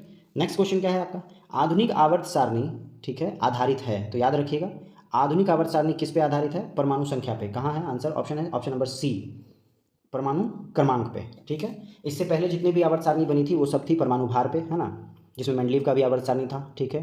फिर आपका ट्राइड था, ट्राइड यानी कि त्रियक वाला पर था, है ना। फिर सारेगामा था, न्यूलैंड वाला सारेगामा था। तो वो उन सबको छोड़कर मोस्ले साहब ने परमाणु क्रमांक पे बिठाकर आपका एक आधुनिक आवर्त सारणी बनाया है। नेक्स्ट है, अल्कीन का सामान्य सूत्र क्या है? तो देखिए, अल्कीन जो है वो एक संतृप्त हाइड्रोकार्बन है। मेरा ऐसा पूरा विश्वास है कि जिस समय मैं आपको केमिस्ट्री पढ़ाऊंगा तो क्लियर एकदम कट हो जाएगा कि केमिस्ट्री क्या है। संतृप्त हाइड्रोकार्बन है, और संतृप्त हाइड्रोकार्बन का फॉर्मूला होता है CnH2n+2, है ना, ये है फॉर्मूला। तो आंसर क्या होगा? आंसर नंबर बी होगा, अल्कीन का फॉर्मूला CnH2n। नेक्स्ट क्वेश्चन है, समभारिक परमाणु में समभार का मतलब याद रखिएगा, भार का मतलब अभी बताया था थोड़ी देर पहले कि प्रोटॉन प्लस न्यूट्रॉन का संख्या इक्वल होना चाहिए, और प्रोटॉन और न्यूट्रॉन को मिलाकर बनता है न्यूक्लियोनो, ठीक है। न्यूक्लियानों की संख्या समान होनी चाहिए, यही आपका क्या है? समभारिक का मतलब उनका भार बराबर होना चाहिए, और भार रिलेटेड है प्रोटॉन और न्यूट्रॉन से, तो दोनों को ऐड करके सम न्यूट्रॉन। लास्ट वाले सेट में आपको बताया था इसके बारे में। जल की कठोरता किसकी उपस्थिति के कारण होती है? तो जल की कठोरता होती है मैग्नीशियम बाइकार्बोनेट की वजह से। किसकी वजह से? मैग्नीशियम बाइकार्बोनेट की वजह से भी जल की कठोरता होती है। नेक्स्ट है आपका ल्यूमेन किसका ऐसा ही मात्रक है? वापस से 9 क्लास का एकदम NCERT बेसिक्स क्वेश्चन है। तो ल्यूमेन जो है वो ज्योतिफ्लक्स का ऐसा ही मात्रक है। किसका? ज्योतिफ्लक्स का ऐसा ही मात्रक है। नेक्स्ट क्वेश्चन क्या है, वायुमंडल में नाइट्रोजन गैस की प्रतिशतता कितनी है? तो मैं आपको ये बताऊंगा नहीं, ये आप लोग को क्या करना है, कमेंट में मुझे आप लोग आंसर देंगे। चलते हैं हम लोग अगले क्वेश्चन में। अगला क्वेश्चन क्या रहा है, सूर्य के प्रकाश में किस रंग का प्रकीर्णन सबसे अधिक होता है। देखिए जिसका जिसका वेग जो होता है वो कम होगा ना, वेग यानी कि स्पीड, उसका जो है प्रकीर्णन सबसे ज़्यादा होगा। तो हम लोग को पता है ऑप्शन, इसका आंसर आपको देना है लाल, हरा, बैगनी और नीला। तो आंसर क्या होगा, बैगनी रंग का जो प्रकीर्णन है वो सबसे ज़्यादा होता है, मतलब बिल्कुल ही डिफ्यूज़ कर जाता है, इसलिए दिखता नहीं है। तो नीचे और ऊपर के बीच में नीला ऐसा बचता है जो कि हम लोग को विजिबल हो पाता है। अदरवाइज सबसे ज़्यादा प्रकीर्णित कौन होता है, बैगनी होता है। नेक्स्ट क्वेश्चन है, कार्बन, नाइट्रोजन, ऑक्सीजन और फ्लोरीन के द्वितीय आयनन विभव का सही क्रम क्या है। देखिए आयनन विभव कहते किसको है, तो ऊर्जा का वह न्यूनतम मात्रा जो किसी तत्व के बाह्यतम कक्षा से एक इलेक्ट्रॉन को बाहर निकाल सके। ये मैंने सेकंड लास्ट आपको सेट के डिस्कशन में भी बताया था कि बाहर आउटर मोस्ट ऑर्बिट से एक इलेक्ट्रॉन बाहर निकालने में जितनी ऊर्जा लगेगी उसको हम लोग कहते हैं आयनन ऊर्जा। क्या कहते हैं, आयनन विभव कहते हैं। तो आपसे ये पूछ रहा है क्या कि सही क्रम क्या है, मतलब किसका सबसे ज़्यादा होगा और किसका सबसे कम होगा। तो देखिए कार्बन के बाहर में 4 होता है, निकाल लेना बहुत आसान है। फिर फ्लोरीन होगा, फिर नाइट्रोजन होगा और सबसे लास्ट में ऑक्सीजन होगा, क्योंकि इसके बाहर में क्या है आपका 2 इलेक्ट्रॉन है। ठीक है, और जितना आपका कम इलेक्ट्रॉन रहेगा उतना न्यूक्लियस से, आप ऐसा समझिए, उतना आपका न्यूक्लियस से जो फोर्स है वो ज़्यादा रहेगा। और यही वाला एक क्वेश्चन आया था जिसमें मैंने बताया था कि अक्रिय अगर गैस है, मतलब जिसके बाहर में ऑक्टेव पूरा हो चुका है, उसको निकालना सबसे ज़्यादा टफ है, तो उसका आयनन विभव सबसे ज़्यादा होगा। ठीक है, चलें आगे। किस विटामिन को थायमिन के नाम से भी जानते हैं। तो देखिए आई होप सो इस क्वेश्चन का आंसर भी आप लोग को आ जाना चाहिए। आंसर क्या है आपका, आंसर है B1। ठीक है, विटामिन B1 को हम लोग थायमिन के नाम से जानते हैं। अब बात कर लेते हैं विटामिन ए को क्या कहते हैं। विटामिन ए को कहते हैं रेटिनॉल। क्या कहते हैं, रेटिनॉल कहते हैं विटामिन ए को। विटामिन B2 को क्या कहते हैं, विटामिन बी को राइबोफ्लोविन कहते हैं। क्या कहते हैं, राइबोफ्लोविन कहते हैं। ठीक है, B3 को क्या कहते हैं, B3 को नियासिन कहते हैं। न होगा यहाँ पे नियासिन। ठीक है, नियासिन कहते हैं। तो इस तरह से है, तो आपको ध्यान में रखना है क्या, आपसे पूछा थायमिन का क्या नाम है, तो थायमिन बोलते हैं विटामिन B1 को। चलें आगे। नेक्स्ट क्वेश्चन क्या है, नेक्स्ट क्वेश्चन है आपका क्वेश्चन नंबर 62। आरएनए का मुख्य कार्य क्या है। तो देखिए आरएनए का फुल फॉर्म होता है राइबो न्यूक्लिक एसिड। क्या है, राइबोज न्यूक्लिक एसिड। और इसका मुख्य कार्य है आपका प्रोटीन संश्लेषण में सहायक होना। क्या है, प्रोटीन संश्लेषण में सहायक होना। नेक्स्ट क्वेश्चन क्या है आपका, एल्युमिनियम सल्फेट का प्रयोग किया जाता है। तो याद रखिएगा एल्युमिनियम सल्फेट का प्रयोग कपड़े की छपाई, मतलब कपड़े के ऊपर छपाई करने में भी और आग बुझाने में भी, तो क्या होगा, उपयुक्त दोनों होगा। एल्युमिनियम सल्फेट का उपयोग प्रिंटिंग में भी होता है कपड़ों के ऊपर, और आग बुझाने में भी होता है, तो आंसर क्या होगा, उपयुक्त दोनों होगा। नेक्स्ट क्वेश्चन क्या है, निम्नलिखित में से कौन सी संयोजन अभिक्रिया। देखिए कॉम्बिनेशन अभिक्रिया पूछ रहा है। कॉम्बिनेशन का मतलब 2 लोग जुड़ के एक बनेगा। तो देखिए ये तो आपका वियोजन है, अलग हो रहा है, ये आपका संयोजन हो रहा है, 2 मिलकर एक बन रहा है। ये भी क्या है आपका, ये भी आपका संयोजन है ना, 4+4 जुड़ रहा है, और ये आपका अलग अलग है तो अलग अलग है। तो यानी आंसर क्या होगा, सेकंड और थर्ड कहाँ है आपका, सी नंबर में। संयोजन अभिक्रिया का मतलब जब 2 आपका कंपाउंड जुड़ के कोई एक ही बन जा रहा है। चलते हैं हम लोग अगले क्वेश्चन में। अगला क्वेश्चन क्या, किसी तत्व की परमाणु द्रव्यमान संख्या 35 है, ठीक है, तथा इलेक्ट्रॉन 18 है, तो उसमें प्रोटॉन की संख्या क्या होगी। देखिए इसमें काफ़ी लोग कंफ्यूज कर जाएंगे। 35 है तो सोचेंगे 18 और 17, और आंसर क्या होगा, गलत होगा। याद रखिएगा किसी भी जो इलेक्ट्रॉन, किसी भी नाभिक में जो टोटल ऊर्जा होती है वो क्या होती है, न्यूट्रल होती है। अगर 18 इलेक्ट्रॉन है तो प्रोटॉन भी 18 ही होगा। इसका इस मास से कोई मतलब नहीं, क्योंकि मास यानी कि द्रव्यमान जो है वो आपका प्रोटॉन प्लस न्यूट्रॉन से मिलकर बनता है, इलेक्ट्रॉन का उसमें कोई योगदान नहीं। आपसे पूछ रहा है 18 इलेक्ट्रॉन है तो प्रोटॉन कितना होगा, 18 ही होगा। ध्यान में रखेंगे, काफ़ी गलती होने का चांसेस है इसमें आपका एग्जामिनेशन में। नेक्स्ट क्वेश्चन क्या है, आमों का पीला रंग किसकी उपस्थिति के कारण होता है। तो देखिए दूध का पीला रंग भी कैरोटीन की उपस्थिति के कारण होता है। आम का पीला रंग भी क्या होगा, कैरोटीन की उपस्थिति के ही कारण होगा। ठीक है, चलें आगे। नेक्स्ट क्वेश्चन है, एक बर्तन लंबे समय तक नम हवा के संपर्क में रहता है, यह एक हल्की हरी कोटिंग प्राप्त करता है। बर्तन किससे बना है, मतलब ऐसा कौन सा बर्तन है जो हवा में रह के ग्रीन कलर का कोटिंग दे पाता है। तो देखिए हम लोग घर में ये चीज़ देख सकते हैं, पूजा पाठ का समय में जब आप तांबे का बर्तन निकालेंगे तो वहाँ पर उस पर आपको क्या दिखेगा, हल्का हल्का ग्रीन कोटिंग काई की तरह दिखेगा जमा हुआ। तो आंसर क्या होगा, तांबा। तांबा को हम लोग क्या कहते हैं, कॉपर कहते हैं, Cu। ठीक है, कॉपर, तांबा। चलें, इस पर आपका हरा कोटिंग हवा के संपर्क में आके हो जाता है, याद रखेंगे। नेक्स्ट है, दांतों के डॉक्टर द्वारा परीक्षण में दौरान दांत पर प्रकाश संकेंद्रित करने के लिए किस किस्म का दर्पण का उपयोग होता है। देखिए ये इस वाले दर्पण का यूज होगा, है ना।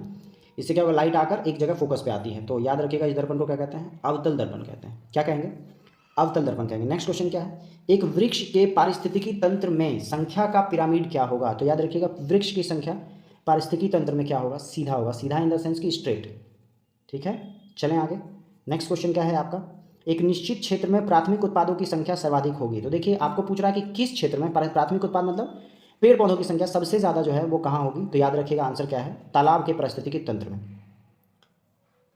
जहाँ भी नदी है, नदी बेसिन है, तालाब बेसिन है, उसके आसपास किनारे में जितना ज़्यादा प्रोडक्शन यूनिट दिखेगा उतना आपको और कहीं नहीं दिखता है। तो आंसर क्या होगा, तालाब के पारिस्थितिकी क्षेत्र का मतलब आसपास का इकोलॉजी में। चलें, नेक्स्ट क्वेश्चन क्या है, निम्नलिखित में कौन सा तत्व का परमाणु संख्या 33 है। तो देखिए सबसे पहले अगर 33 है तो हम लोग को बाकी सबका जानना है। नियोन का क्या होता है, 10 होता है। क्या होता है, 10 होता है। बेरियम का क्या होता है, 56 होता है। कितना, 56। आयोडीन का 53 होता है। तो लास्ट क्या रह गया, आर्सेनिक। आर्सेनिक का क्या है, 33 है। यही आपका आंसर होगा। क्या होगा, आर्सेनिक। नेक्स्ट क्वेश्चन है HIV का जीन होता है, तो याद रखिएगा HIV जो होता है वो सिंगल स्ट्रैंडेड होता है। सिंगल स्ट्रैंडेड का मतलब इस तरह से आपस में फंसा हुआ रहता है, इसको डबल स्ट्रैंडेड बोले।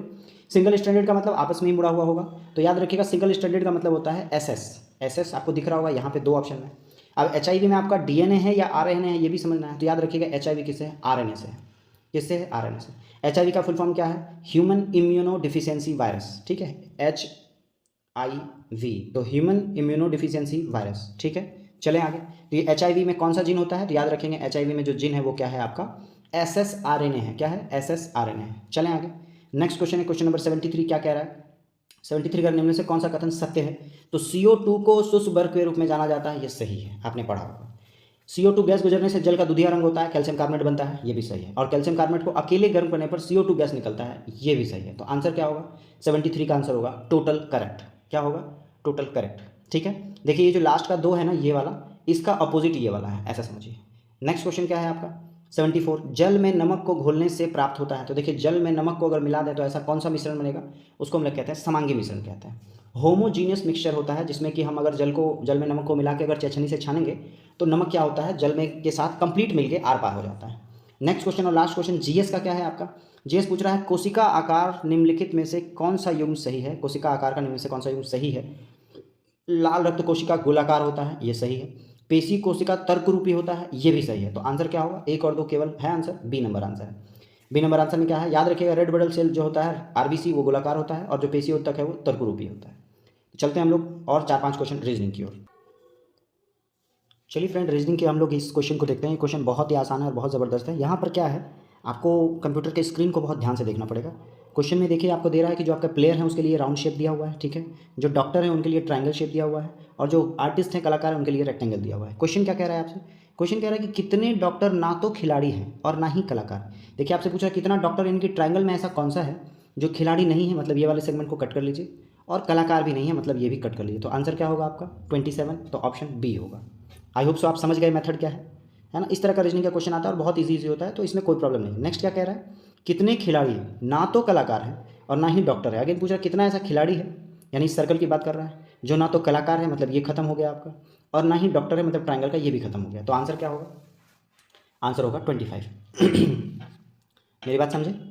क्वेश्चन इसी तरह का क्वेश्चन होता है जिसमें आपको स्क्रीन टू स्क्रीन सॉल्व करना है। यहाँ आपको पेन लगाने की जरूरत बिल्कुल भी नहीं। कह रहा है कितने कलाकार खिलाड़ी हैं, देखिए आपसे पूछ रहा है कितने कलाकार खिलाड़ी हैं, तो देखिए हम लोग देख लेते हैं कितने कलाकार खिलाड़ी हैं। कौन सा है कलाकार, ये आपका कलाकार है, और ये कौन सा है खिलाड़ी है। ये देखिए दोनों का दोनों आपका आ गया, कलाकार भी है और खिलाड़ी भी है। दोनों को क्या कर लीजिए, ऐड ऑन कर लीजिए। देखिए क्वेश्चन में कहीं भी डॉक्टर के बारे में नहीं बोला है, तो इसलिए हम लोग इसको साथ लेकर चलेंगे, है ना, कॉमन लेकर चलेंगे। तो 22 और 3 क्या हो गया, 25 हो गया। तो आंसर क्या है इसका 25 है। तो ऑप्शन देख लेते हैं हम लोग, ये आपका 25 हो गया, ठीक है। ये 3 क्वेश्चन, ये आपका फिगर वाला जो क्वेश्चन है ये बहुत आसान क्वेश्चन है, सिर्फ अपनी निगाहों को, आईज को स्क्रीन पर रखिए, है ना, बहुत इजीली बन जाएगा। चलते हैं हम लोग अगले क्वेश्चन में। अगला क्वेश्चन देखिए ब्लड रिलेशन का द बेस्ट क्वेश्चन है। इसमें आपको एग्जाम में कैसे अटेम्प्ट लेना है वो समझना है। आपको कह रहा है क्या कि P डिवाइड Q का मतलब क्या है, तो P डिवाइड का मतलब होता है माता है, यानी कि P माता है किसकी, Q की, ऐसा चलते हैं। नेक्स्ट Q प्लस R का क्या मतलब है, तो प्लस का मतलब है पिता है, तो Q पिता है किसका, R का, तो ये रहा प्लस। यहाँ प्लस का मतलब मेल है, याद रखिएगा। फिर R और T के बीच में माइनस है, तो माइनस का क्या रिलेशन है, तो माइनस का रिलेशन है कि भाई है, तो R जो है वो भाई है किसका, T का। फिर T के साथ क्या रिलेशन है, तो इंटू, फिर वापस देखेंगे तो इंटू का रिलेशन क्या, पुत्री का है, तो T जो है वो पुत्री है किसकी, K की। तो अब आप समझिए कि ये दोनों भाई बहन हैं, ये दोनों हस्बैंड वाइफ होगी। ये इसको क्या बोलेगी, सासू माँ बोलेगी, क्या बोलेगी, सासू बोलेगी। नेक्स्ट क्वेश्चन क्या है आपका 140 में कह रहा है आपका सीरीज आपको ढूंढना है ना। सीरीज में सारा का सारा क्या है आपका, अल्फ़ाबेट भी अलग अलग है। तो अल्फ़ाबेट का अब हम लोग देखेंगे सीक्वेंस, क्या करेंगे, अल्फ़ाबेट के प्लेसिंग्स को जब पुट करेंगे तो हम लोगों को इसका आउटपुट पता चलेगा। तो अल्फ़ाबेट के प्लेसिंग के लिए आप लोग को क्या करना है, A to Z तक का प्लेसिंग आपको याद करना पड़ेगा। अगर वो याद है और उसका अपोजिट याद है, तो मैं हमेशा कहता हूँ कि जो आपका कोडिंग डिकोडिंग है वो बहुत आसान हो जाना है। क्या हो जाना है, बहुत आसान हो जाना है, बिलीव मी। चलें आगे, देखिए कैसे आपका ये कैरी फॉरवर्ड हो रहा है, कैसे कैरी फॉरवर्ड हो रहा है वो आप ध्यान दीजिएगा। हम लोग देख रहे हैं E, जब इसका प्लेसिंग वैल्यू रखिएगा तो E का प्लेसिंग वैल्यू क्या है, E का प्लेसिंग वैल्यू आपका 5 है, और यहाँ पर आपको 9 दिख रहा है। ये आपका क्या है, POP का मतलब 16 है और 20 हो रहा है। देखिए बहुत ध्यान से देखिए, 5 और 4 9 हो रहा है, फिर आपका 8 और 4 12 हो रहा है, फिर 11 और 4 15 हो रहा है, फिर 13 और 4 17 हो रहा है। बहुत ध्यान से देखिए आप, सॉरी 14 4 18 हो रहा है, R का वैल्यू 18 है, और 17 और 4 21 हो रहा है। बहुत ध्यान से देखेंगे तो ये पैटर्न +4 का कैरी कर रहा है, ठीक है। नेक्स्ट हम लोग देखते हैं इन दोनों के बीच में कि क्या ये भी 4 कर रहा है, क्योंकि हमने P और T को देखा तो P आपका 16 है और T 20 है। आई होप सो ये भी 4 का ही फॉलो कर रहा होगा। तो अब देखिए इसका रिलेशन किससे होगा, इससे होगा। मेरी बात समझ रहे हैं, एक गैप करके हम लोग चल रहे हैं, तो बीच वाला का रिलेशन इससे होगा, यानी कि यहाँ से -4 कर लीजिए। -4 करेंगे तो E 5 है, -4 किया तो A पहला नंबर, फिर H क्या है 8 है, फिर -4 करेंगे 4, यानी कि D आ जाएगा। ऑप्शन में AD कहीं नजर आ रहा है, बिल्कुल आ रहा है, आंसर नंबर B होगा। तो एग्जाम में आपको सिमिलर दिखना है। जैसे मैंने क्वेश्चन देखा, तो मैं भी फर्स्ट टाइम बना रहा हूँ क्वेश्चन, तो मैंने देखा P और T आसपास नजर आ रहा है और E और I आसपास नजर आ रहा है, तो मैंने इसका पेयर बनाया और देखिए मैं सक्सेस रहा। नेक्स्ट क्वेश्चन क्या है आपका, अगेन कोडिंग डिकोडिंग। आपको कह रहा है CFLEI मतलब इसमें पूछ रहा है आपको अगला क्या होगा।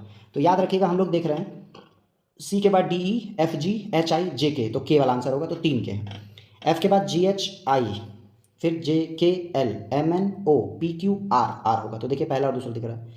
L के बाद बात करें तो देखिए माइनस में जा रहा है, IJKL है ना, तो I से पहले क्या होगा, I से पहले होगा H है ना। ABCD में H जो होता है वो I से पहले होता है, तो आपका मतलब ये एक निगेटिव जा रहा है, तो I से पहले कौन सा आएगा, H आएगा, तो आंसर क्या होगा, A होगा।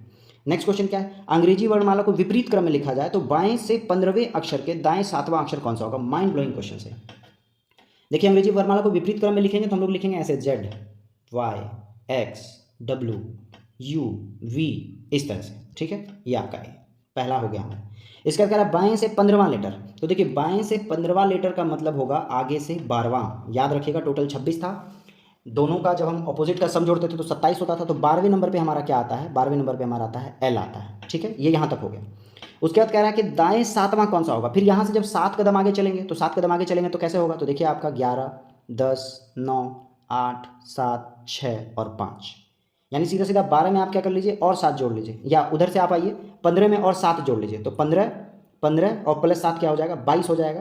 तो जब बात हम लोग Z और X और W से स्टार्ट कर रहे थे, Z Y X W से, तो हम लोग A तक आ रहे थे, तो आपसे इधर से यहाँ बायां जाना है, कितना, 22वां नंबर जाना है। तो 22वां नंबर का मतलब राइट साइड से आपका 5वां होगा। ऑलवेज याद रखिएगा राइट और लेफ्ट दोनों का कॉम्बिनेशन का सम 27 होता है। तो 22वां का मतलब क्या हो गया, ए साइड से बात करें राइट साइड से, तो हमारा क्या होगा, 5वां होगा, और 5वां लेटर कौन सा है, ए है। कौन सा है, ए। तो आई होप सो ये पूरा कंप्लीट पैकेज आपको अच्छा लगा हो, जिसमें 5-7 हम लोग रीजनिंग ले रहे हैं, 5-7 मैथ ले रहे हैं और पूरा का पूरा सामान्य अध्ययन और सामान्य ज्ञान ले रहे हैं। All of you, thank you, all the best.